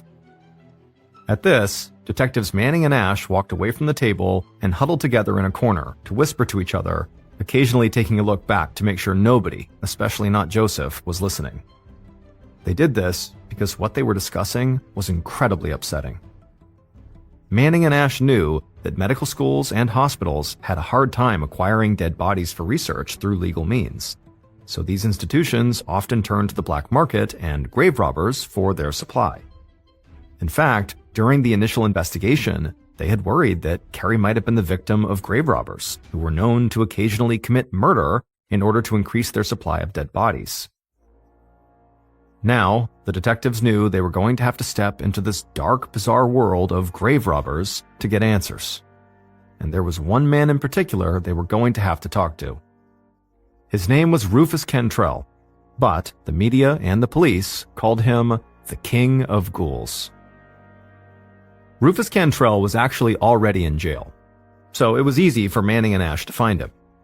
In just a few hours after they had stood over the corpse in the operating theater, they walked into an office in the jail and sat down at a table across from the man they thought could break their case open for them. Now, Rufus had a reputation for being violent and sort of unhinged, so the detectives were surprised that he was in a very relaxed, almost jovial mood when they met him. He told Manning and Ash that he would help them in any way he could. Manning was suspicious of this level of cooperation, but he still told Rufus all about the dead woman in the operating theater, doing his best to describe the woman's appearance and her teeth. Rufus nodded along as Manning spoke, and then when Manning was done, Rufus said he knew exactly who the detective was talking about. That was the woman who'd gone missing from the psychiatric hospital over 2 years ago. Manning looked at Rufus skeptically and asked how he could be so sure, and then he watched as a wide, unsettling smile spread across the King of Ghouls' face. Rufus said he was sure because members of the grave robbing gang he was a part of had murdered her. At this, Manning and Ash just stood there, staring in shock at the grave robber in front of them. The detectives had come here expecting a very confrontational interview, not an immediate and creepily cheerful confession. They actually didn't even know what to say. So, after a moment of silence, Rufus just kept on talking. He said he personally had not had anything to do with the murder. All he knew was that his band of grave robbers had spotted a woman in a blue dress wandering along a country road and decided she was an easy target. And they had been right. They had attacked her and then dragged her to a house they worked out of in the city, and once they got there, they clubbed her to death, and then put out the word in their network that they had a fresh body for sale. Rufus said that was when he had found out about this, around the time they were actually trying to sell the body. He said that all he had done was actually help arrange the sale of Carrie Selvage's body to the hospital. And then after her body had been sold, it would sit frozen for 2 full years until finally, today, it had been scheduled for dissection. Detectives Manning and Ash left the jail feeling a bit blindsided. They knew there were countless reasons not to trust Rufus. He was already in jail, for one thing, and probably thought that talking to detectives, especially about a case they were really interested in, might get him out. And then there was the fact that this guy, Rufus, had literally sold dead bodies on the black market, and he was possibly a total psychopath. But the murder scenario Rufus had outlined was something the detectives themselves had considered. And in the weeks following that interview, the detectives actually had Rufus lead them, along with Carrie's brother Joseph, to the house where Rufus claimed the murder took place. And there they would find a club, as well as pieces of women's clothing. So, although Manning and Ash still remained skeptical of Rufus's story, the King of Ghouls had given them just enough evidence to finally close the case. Carrie Selvage was officially declared dead. But there was just one problem, and that was that Carrie's brother, Joseph, absolutely refused to believe it. Now, Joseph didn't have a good alternate theory about what happened to his sister, but the grave robber story made no sense to him. Carrie had bad eyesight and she was generally nervous and unhappy, but she wasn't stupid. She'd grown up in the city and knew not to wander alone at night down country roads. Plus, he knew Rufus had gotten a lighter sentence in return for his story and cooperation, so how true could it really be? And also, part of Joseph just wanted to believe that his sister had escaped the hospital and found the freedom she so desperately wanted and was now off living happily and choosing not to let anyone find her. And Joseph would hold on to this belief for a long time, until...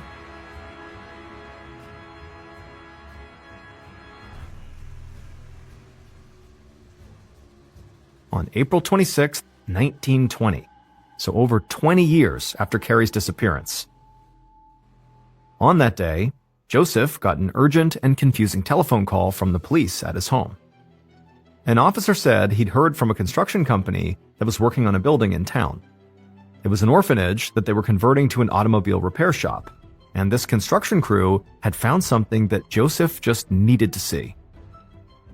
Joseph ended the call and headed straight to the building, having no idea what he was about to find. Once outside the orphanage, Joseph walked past several construction workers and then stepped inside the building. Right away, he heard somebody call his name, and he looked over to see a man with thinning white hair walking towards him. Joseph squinted, looked at the man's face, and then suddenly he recognized him. It was Detective Manning. Now, Joseph felt a jolt of adrenaline. Whatever this was, it had to be about his sister. Joseph asked Manning if Detective Ash was here too, but Manning just shook his head and said no, Ash had passed away a few years earlier. Before the two men could really talk, they were joined by a member of the construction crew, who handed them each a flashlight and gestured for them to follow him. As Joseph walked through the building, he could see that the construction crew had already made a lot of progress, but it still looked like parts of the building hadn't changed in decades. And it was one of these old, untouched areas of the building where this crew member led Joseph and Manning. And when they got there, the crew member pointed to an old stairwell set against a wall, signaling for Joseph to climb up the stairs. Joseph hesitated, but only for a second. Then he took a deep breath and slowly walked up the steps. When he reached the top, he found himself standing in a dark, narrow hallway with a low ceiling that made him feel totally claustrophobic. Joseph bent down, but it still felt like the ceiling was pressing in on him. And as he walked down this hallway, shining his flashlight from side to side, it almost looked like the walls were closing in. Joseph felt his chest tightening. This place was cramped and pitch black, and even though he knew it was ridiculous, he had this feeling like he could get stuck here. But finally, his light caught something at the end of the hallway. It was a small door built into the wall ahead of him, and it looked just big enough for him to fit through. Joseph reached the end of the hall and caught his breath. Then he opened the door and squeezed through. He stumbled forward and found himself inside of a cold, damp room that was only about 4 feet by 6 feet. But unlike the hallway, it wasn't dark and stuffy. Instead, sunlight flooded this room through 2 windows. It was bright and the air was fresh. Joseph flipped off his flashlight and began turning in a slow circle, surveying the room. And halfway through the circle, he froze. At this moment, Joseph knew he had been right for decades. That grave robber, the King of Ghouls, Rufus Cantrell, had lied. The body on that table in the operating theater had not been his sister's. Because leaning against the wall inside of the small room, Joseph saw the skeletal remains of a woman, with tattered pieces of a blue flannel dress clinging to her bones and 2 old slippers lying at her feet. Joseph turned away from the skeleton towards the window. Through it, he could see almost the entire city, and Joseph started crying. Because now he understood that as much as he'd wanted to believe it, his sister Carrie had never escaped and found her freedom.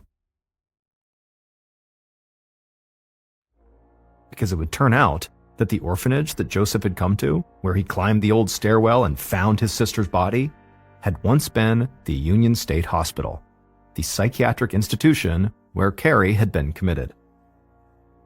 The hospital had shut down not long after Carrie disappeared, and the building had been used for several different things in the years that followed. And now, the construction crew that was converting it into an automobile repair shop had discovered this old staircase by accident. And that staircase led to a tiny hidden room that was located up above the attic, and that had windows to the outside. Joseph and the detectives had searched the hospital attic on the day Carrie went missing, but they hadn't noticed this staircase. So they didn't know that Carrie had actually been right there, just above them, the whole time. The official report on Carrie's death would later conclude that her terrible eyesight had led her to become lost and wind up in this room and not know how to get out again, and then she froze to death. But, as always, Joseph did not accept the official statement. In fact, he would spend years coming up with theories of his own. But there was one theory that couldn't be ignored, and that was that maybe Carrie didn't get confused and stuck inside the room because she couldn't see. Maybe, when she crawled into that secret room, she had known exactly what she was doing. Because Carrie had almost certainly been alive throughout the entire search of the hospital. Staff, police, and her own brother had been just feet away. But she never once called out or made any noise. So maybe Carrie had just decided to sit there quietly, looking out the window and across the city where she'd once been free. And when night fell and she felt that bitter cold coming on, she chose to stay in that room. The only place she knew where she could be on her own and where nobody would tell her what she could and couldn't do.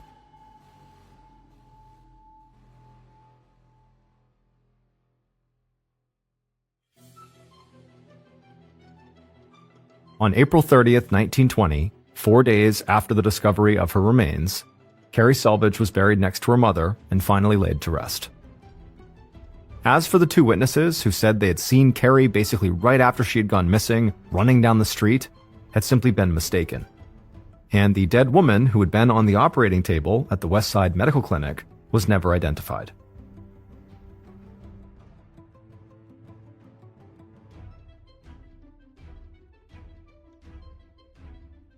A quick note about our stories: they are all based on true events, but we sometimes use pseudonyms to protect the people involved, and some details are fictionalized for dramatic purposes.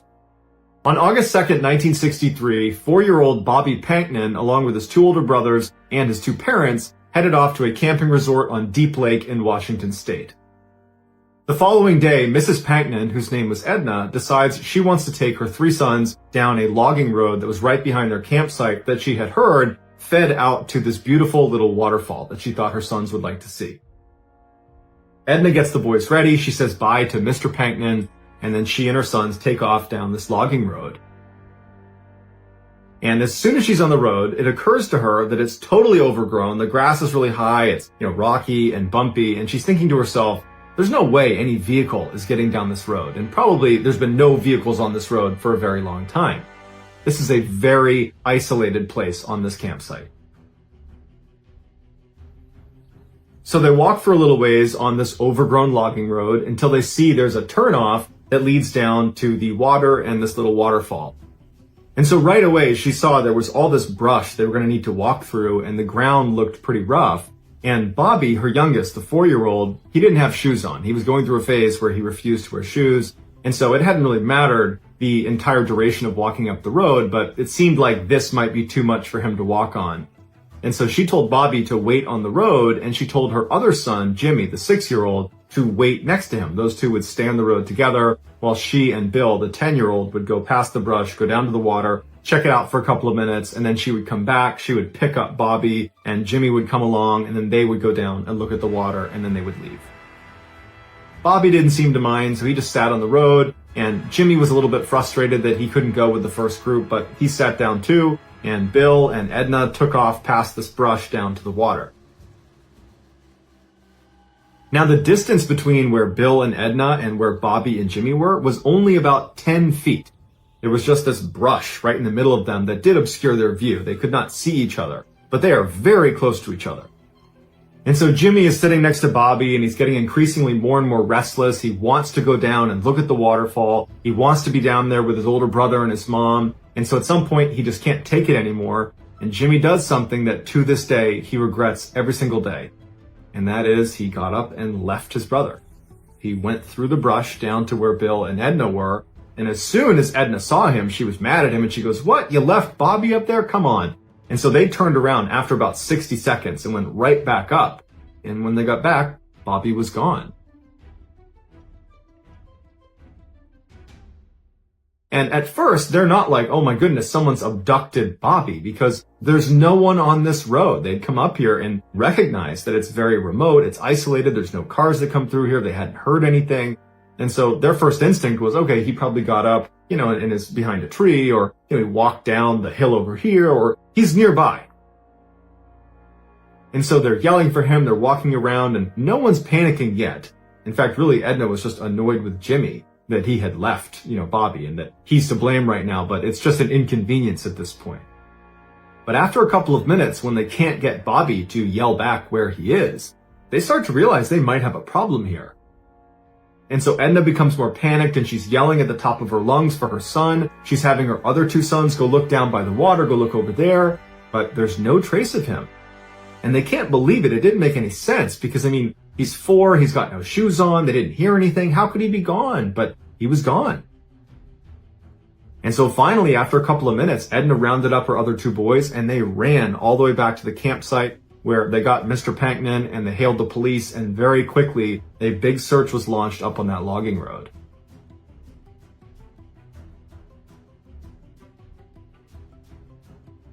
As soon as the police arrived, the first thing they did is they pressed Edna and the other two boys about, what did you hear? You had to have heard something. He was only 10 feet away from you, and he was within earshot of you, certainly. What did you hear? Did a vehicle come through? Did you hear an animal? Did you hear anybody talking? And Edna and the other two boys, they swore that they heard nothing, that they're just as baffled by it as anybody else. And so the police really didn't have a good starting point of where Bobby could have gone. And in that area, there wasn't any, steep drop-offs or obvious places that Bobby could have fallen into or gotten trapped. The water for the waterfall, it's not deep. It's this little tiny brook. It'd be difficult to drown in that little brook. So they just basically started fanning out in all directions, hoping they would, find a piece of clothing or some other clue that would indicate where he went.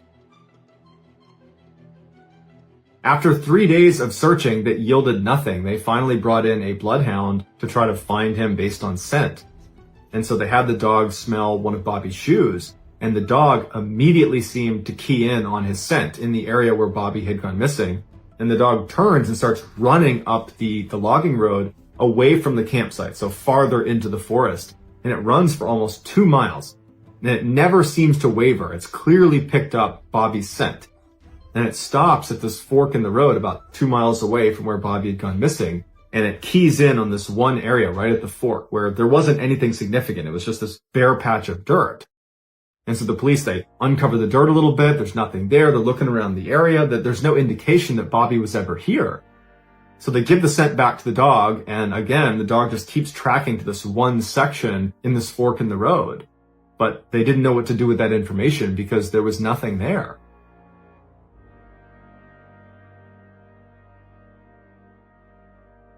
The search for Bobby was called off after 7 days because they could not find anything.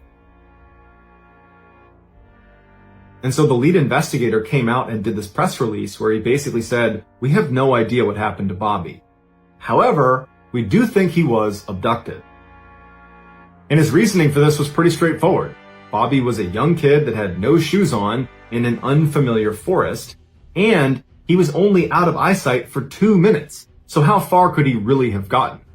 Certainly not far enough that his family wouldn't have found him after those 2 minutes were up and they began looking for him. And so if you go down the abduction rabbit hole, you start with, okay, a person must have taken Bobby. But for a person to take Bobby, that means a person had to be in this area that was super isolated and remote, and they hadn't seen anybody in the area, and there were very few campers at the campsite. So realistically, if a person was going to abduct Bobby, they had to have been planning it and had to have been hiding in the trees and were stalking this family until they got to that spot where Jimmy left Bobby, and then this person, runs out of the tree line, runs over to Bobby, picks him up without Bobby making a sound, he muffles him, and he runs away into the woods carrying this child, all in a 2-minute window, which was a totally abrupt window. It wasn't like this obvious thing that Bobby was going to be left alone. It looked like Jimmy was going to be sitting there with him, which would have been a deterrent, you would think, if someone was trying to abduct Bobby. But nonetheless, this window presents itself and this person runs down and takes Bobby. It just seems like that person would need to be really fixated on Bobby, one, and there wasn't a clear reason for why anyone would be very fixated on Bobby or this family. And two, they would need to be very strong and quick and agile, more than the average person. So we're talking like a professional athlete level of agility and physical fitness. And so while it's certainly possible that a professional athlete had been stalking this family and then ran down in this tiny little window of time and stole Bobby away without getting detected and then evaded the law for 7 days in the middle of the woods, while that's possible, it's pretty unlikely. And investigators reached this conclusion. They thought, it does seem pretty unlikely that a person did this. So they moved on to animals and they said, okay, maybe a bear took Bobby. And so they brought out bear sniffing dogs to search the area for signs that a bear had been there, and there hadn't been. And so they said, okay, maybe a cougar had been there. And so they brought out a cougar expert who looked around the area, and there's no signs of a cougar in the area. Plus, there was no blood anywhere around the area where Bobby had been taken. There was no drag marks where if a predator were to grab you, they would need to drag you away. There was no drag marks. So it seemed like, okay, the large predator theory also has problems with it.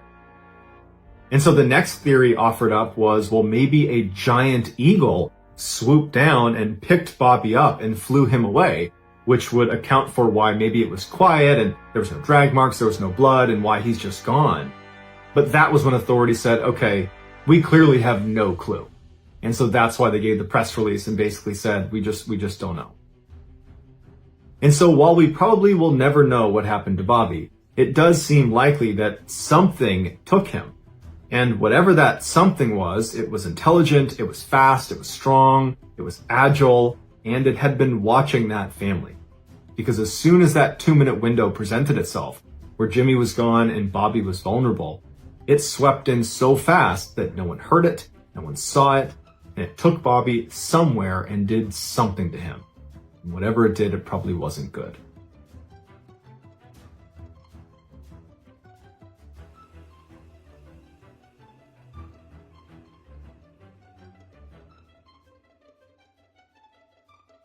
Our next story is called M Cave.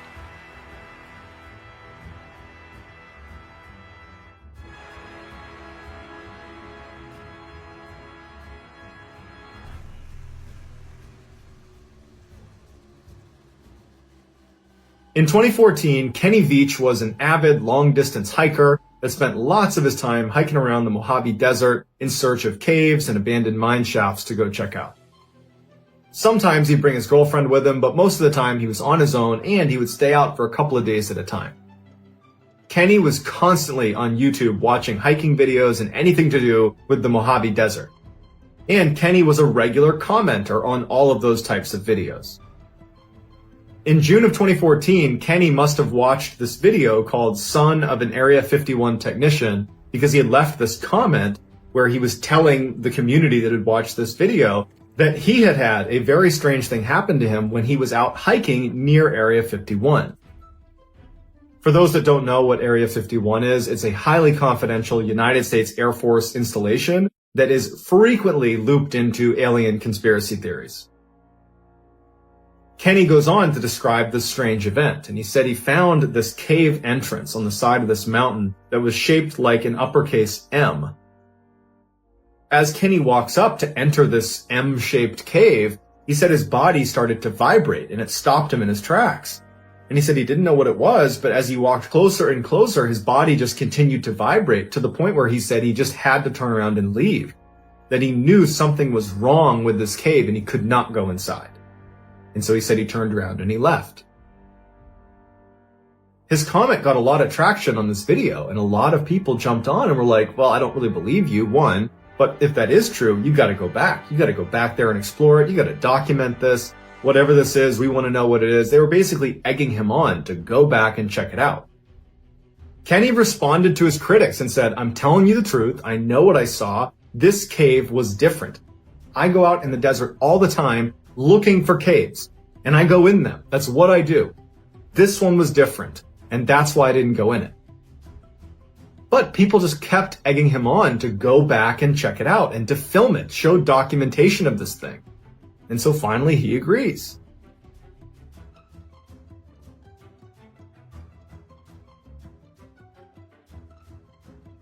A couple of months later, Kenny goes back out to the Mojave Desert with his camera, and he films himself looking for the M cave. But he can't find it, so the video's kind of a bust. He still uploads it to YouTube, and he tells everyone that he's gonna go back out again. He knows where it is, he's fairly confident that he can get to it again, but he just needs to go out a third time to go look for it. Over the course of the next month, in the comment section of that video, people are encouraging Kenny and saying, "Go out there, go find it, we're so excited." One commenter was not so encouraging. Their name was Lemmy Killmeister, and they wrote on his video, "Do not go to M Cave. If you go in, you won't be able to get out again." Kenny wrote back, "What do you mean?" And Lemmy Killmeister didn't respond and subsequently vanished from YouTube. Kenny brushes this off, and on November 10th, 2014, he heads back out once again to try to find M Cave. On November 14th, when he had not returned and his girlfriend had not heard from him and couldn't get in touch with him, she called the police. The police launched this massive search for Kenny. They knew roughly where he was going to be because he had documented it so aggressively on his YouTube channel, and so they search in that area, and after about a week, they find his cell phone, and it was laying outside of an abandoned mine shaft. Now, immediately, searchers think, well, he must have fallen into this mine shaft that was almost a vertical mine shaft. He must have fallen in there to his death. So they get a camera, and they feed it down into this mine shaft, and there's no one in there. And very clearly, no one had been down this mine shaft in a very long time. Certainly not Kenny. There were no tracks around where his phone was located, so no animal tracks or people tracks. And the phone didn't have blood on it or scratches on it. It was just sitting there with no new information. Beyond the cell phone, they had nothing else to go on, and eventually the search was terminated. Kenny never turned up. He was just gone after that.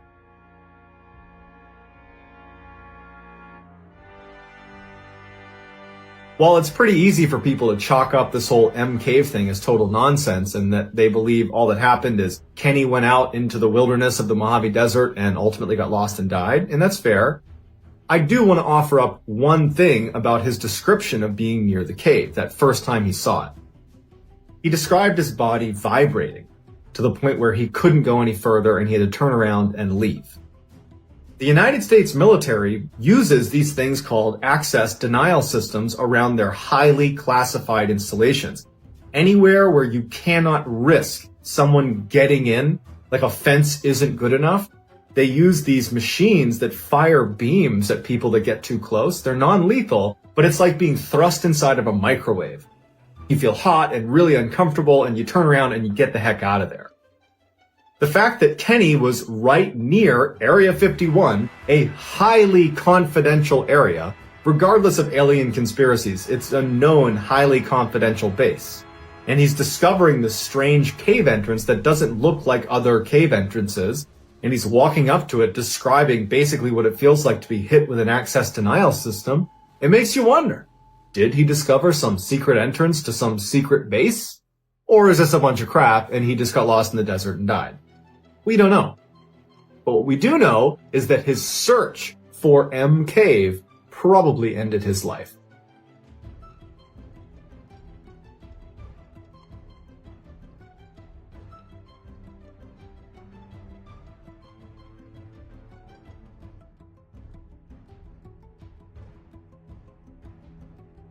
The next and final story of today's episode is called Mine is Mine.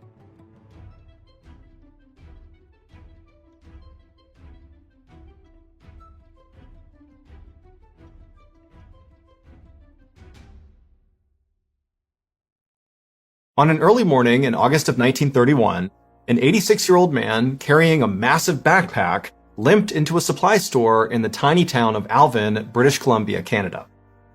This man's name was Robert Brown, but everyone knew him as Volcanic, because decades earlier he had discovered a gold mine in Volcanic City, Canada. Volcanic had actually made his living as a gold prospector, and he had been so good at it that he had been able to retire early. And so these days, as an 86-year-old man, he pretty much got to do whatever he wanted, whenever he wanted. And so inside of this supply store, the young man at the cash register smiled at Volcanic and offered to let him keep his backpack at the front of the store while Volcanic shopped. And Volcanic kind of scowled back at him. He took offense to this. He knew how he must look to this clerk. Volcanic was old, short, super skinny, and he dragged his left foot when he walked. And so he figured, this kid must think he's weak, and Volcanic hated that. He did not think he was weak. And so he said to the guy, "No, I can carry my bag myself, thank you very much." Then, to show the clerk there was more to him than met the eye, Volcanic flashed this big grin, revealing this gaudy, enormous set of gold teeth that he had bought when he had struck it rich in Volcanic City. And after seeing these ridiculous gold teeth, the clerk looked very taken aback, which was exactly what Volcanic wanted. Satisfied, Volcanic limped past the cash register and the clerk towards the back of the store, where he picked up some cooking supplies, ammo for his shotgun, and a pen to write in his journal. And then he took everything up front to check out. Volcanic watched as the clerk furrowed his brow as he rang up the items, clearly trying to make sense of what Volcanic was up to. He asked Volcanic if he was going camping by the Pit River that ran through town. But Volcanic said no, he was going to the Pit River first, but he was going to hike all the way along the Pit River, go through the mountains to another body of water called Stave Lake. And before the clerk could ask any questions, Volcanic said he was going there because there was a hidden gold mine he was going to explore. And at this, Volcanic watched with delight as the clerk's eyes got wide. Volcanic knew most people, especially in this area, thought this gold mine was a total myth. And sure enough, when the clerk recovered from his surprise, he said to Volcanic, "Hey, you really ought to reconsider going there."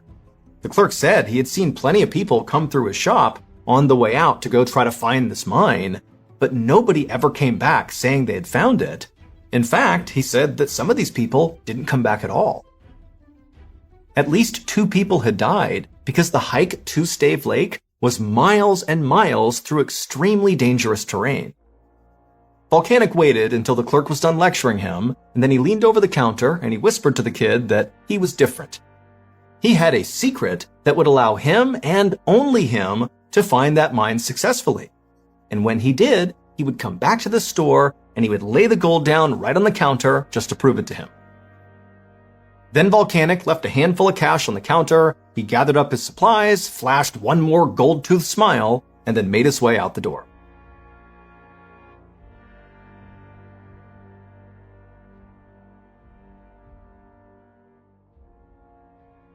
A few hours later, Volcanic hiked uphill along the rocky banks of the Pit River. He'd only covered about 5 miles so far, because after all, he was 86 with a bum left foot, and so he moved pretty slowly these days. But even still, only 5 miles into the journey, he already felt totally cut off from civilization. The Pit River was about 1,000 feet across, and it was surrounded on either side by a thick forest.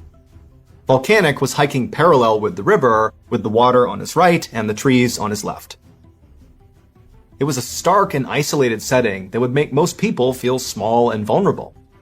But after so many years working as a gold prospector, Volcanic was very accustomed to being out in the wilderness all by himself, so this felt normal.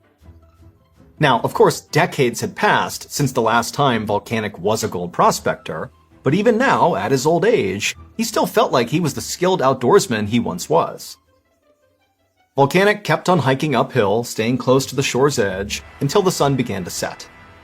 And by that point, the trees on the left had begun to thin out, and Volcanic was finally able to see kind of far out beyond in the direction he was going. And he saw off in the distance there were all these mountains. And as soon as he could see these mountains, he pulled out his journal, and he flipped to the last page, and he studied the page, and then looked at the mountains, and he smiled.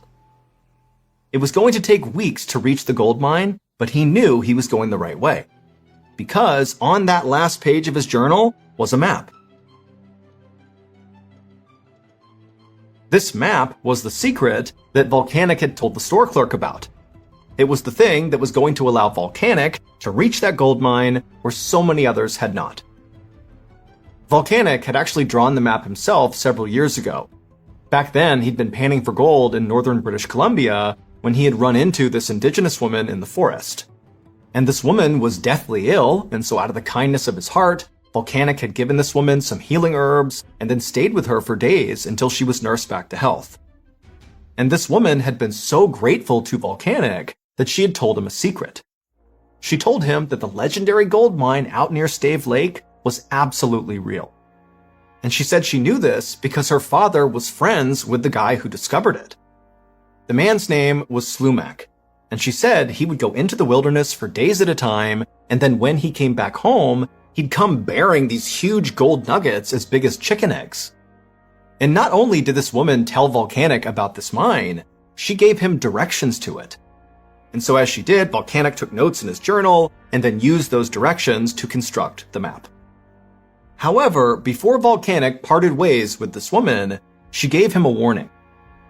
Right before he died, she said Slumac put a curse on the mine.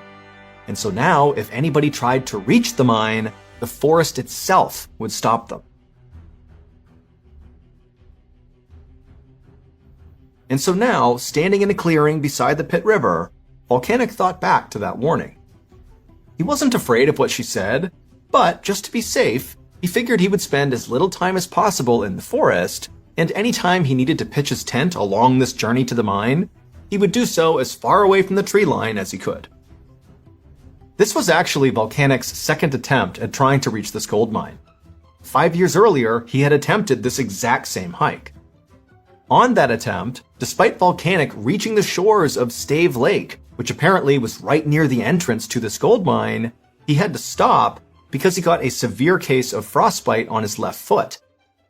That frostbite had caused 3 of his toes to die and rot, and so Volcanic had to amputate all 3 of them with his pocket knife, right there out in the wild, no anesthetic, nothing.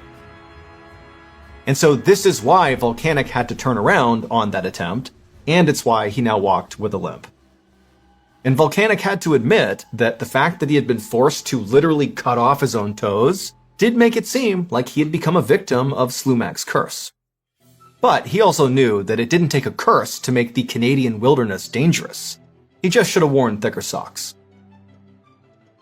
Just then, Volcanic heard a twig snap somewhere outside of his campsite in the darkness.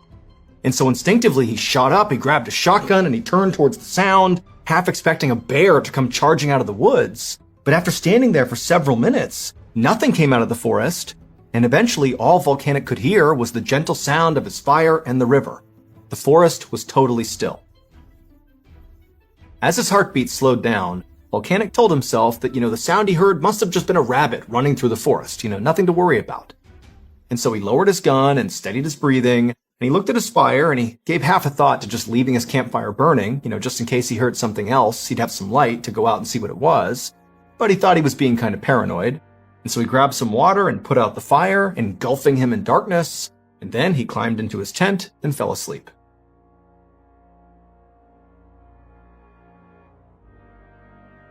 The next morning, Volcanic got up at sunrise, packed up his tent and his camping gear, and then hiked all day long. And he did this day in and day out, dragging his left foot behind him for over a month. Volcanic knew he was moving much slower than a younger, healthier man would. Some days, he could barely travel a mile before feeling so exhausted that he would have to stop. But despite becoming skinnier and more ragged by the day, Volcanic kept on hiking. And eventually, after going all the way down the Pit River and crossing through the mountains, he finally arrived at the shore of Stave Lake, the same place he'd been when he'd had to amputate his own toes. But this time, he was able to keep on going. Volcanic hiked all the way to the opposite side of Stave Lake, and he came to a stop to take in the view. Surrounding the lake were all these huge rolling mountains, and in one spot, Volcanic noticed the mountains dipped down and formed a natural bowl in the earth that was filled with this gorgeous bluish-white ice. Now, even though Volcanic had never been to this place before, he knew instinctively that that had to be Stave Glacier. And this glacier meant everything to Volcanic because it was the last major landmark on his map on the way to this mine. According to his map, the entrance to the gold mine was located on the side of a mountain not far from the glacier. Now, Volcanic wanted to keep pushing forward and try to get to this entrance as soon as possible. I mean, he was excited, but the sun was starting to go down, and he knew if he kept on going at night, the risk of injury was quite high. He could slip and fall. And remember, it had taken Volcanic over a month to hike into this location. He is way away from civilization. And so if he gets hurt, nobody's coming to help him. And so he decided he would stop and make camp that night. He pitched his tent well away from the tree line. He ate some beef jerky and biscuits, and then he crawled into his sleeping bag to try to go to sleep. But he couldn't. He was too excited about this mine. He was so close. And so he laid there restlessly for hours, listening to the sound of the wind pick up outside. Now, normally, the sound of the wind would help Volcanic fall asleep. But tonight, it was not helping. It was actually making him feel really uneasy. The wind was loud and fast, howling across the lake. And that's when Volcanic noticed that despite all the noise outside, when he looked at the fabric of his tent, it wasn't moving with the wind. It was totally stationary. And so Volcanic sat up and he opened up the flap of his tent and looked outside. And the second he did, it got even louder, the howling wind. But he couldn't feel any wind blowing. And so he struck a match and he held it out in front of his tent. And the flame didn't even flicker, again, despite all this crazy howling sounds. And that's when he realized there was no wind. And so feeling totally unsettled, Volcanic closed the flap of his tent, got back in his sleeping bag, clutching his gun, listening to this horrifying sound outside that he couldn't make any sense of. And then by the morning, when the sun came up, sound just went away. By this point, Volcanic was so anxious just to leave and go to this mine that he didn't eat any breakfast. He just grabbed his journal, tore the map out of the last page, tucked it in his back pocket, and he started hiking. He still felt very uneasy about the phantom wind he had heard all night long, but now his sole focus was on this mine. He knew that if he could find it, he would not only have infinite riches, but he would also go down in history as like the greatest gold prospector ever, and on top of that, on the way back out again, he could stop at that supply store and drop some gold on the counter and rub it in that clerk's face, just like he said he would. Volcanic made his way first towards the glacier and then up the side of a mountain. He dodged tree limbs and climbed over boulders, all the while dragging his left foot on the ground, and then finally, up ahead, he saw this dark hole on the side of a mountain, and it looked like the entrance to a cave. Now, Volcanic could not see very far into that cave, but he was certain the gold mine had to be inside of there. And so with a rush of excitement, he made his way up to the dark entryway and he stepped inside.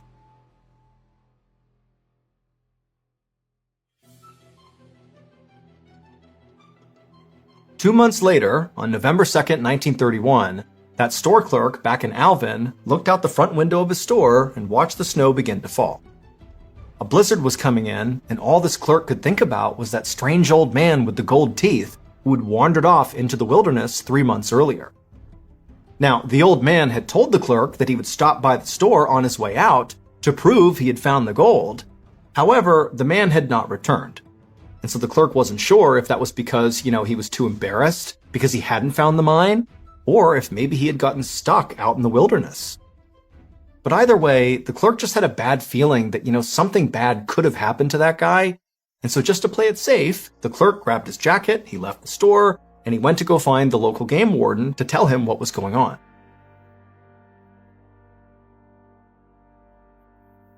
3 weeks later, that same game warden trudged through knee-high snow at the edge of Stave Lake. Even though he and his search party were much younger and healthier than Volcanic, it had still taken them weeks to arrive here, mostly because of the blizzard. But in all the time it took hiking to this location, they had not found a single trace of Volcanic. The warden was beginning to wonder if this was pointless, if they should just turn around and head back. That's when he looked up and he noticed the glacier on the far end of the lake. And in the snow near that glacier was this little pop of color. The warden pointed it out to his men, and they all began running towards it, And as they got closer, they realized what this thing was a tent that had collapsed under the snow. And then once they actually reached the tent, they shoveled off all the snow and sort of popped it back up, and they looked inside. But Volcanic was not in there. Instead, they found an empty sleeping bag, they found some cooking supplies, a shotgun, some ammo, and a journal that's last page was missing. But there was also one more thing that was inside of this tent. On the floor, right near the opening flap of this tent, was a glass jar. The warden picked it up, and he looked inside, and he gasped. Volcanic Brown was never seen again, and no explanation for what happened to him was ever uncovered. His body was never found, and there were no signs of struggle anywhere in or near his campsite. But the contents of that glass jar that was found inside of the tent proved that either Slumac's gold mine or Slumac's curse was real. There are two slightly different versions of what people believe was found inside of that jar. The first is that the jar was filled with huge nuggets of raw gold. If this is true, it means the gold mine did exist, and Volcanic must have found it before he disappeared. But the second version of what people say was found in that jar has a much darker meaning. In that version, when the warden held up that jar, he did see gold inside, but it was not gold from the mine. Instead, it was Volcanic's solid gold teeth. Almost 100 years have passed since Volcanic went missing, and still to this day, no one has ever successfully found the mine and lived to tell the tale. But to this day, people still keep looking for it, and so far, at least 33 people have either died or disappeared in search of it.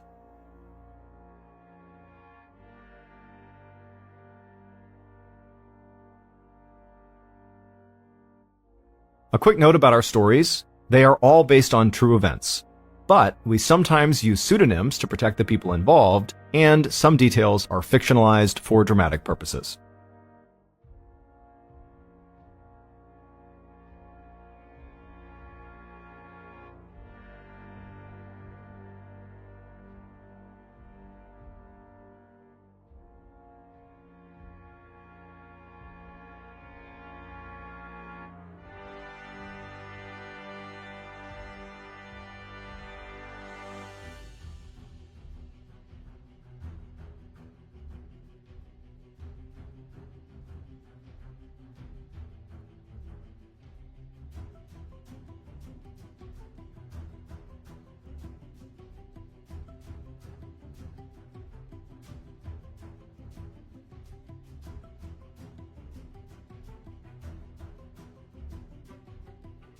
Thank you for listening to the MrBallen Podcast. If you enjoyed today's stories and you're looking for more bone-chilling content, be sure to check out all of our studio's podcasts. This podcast, the MrBallen Podcast, and also MrBallen's Medical Mysteries, Bedtime Stories, Wartime Stories, Run Fool, and Redacted. Just search for Ballen Studios wherever you get your podcasts to find all of these shows. To watch hundreds more stories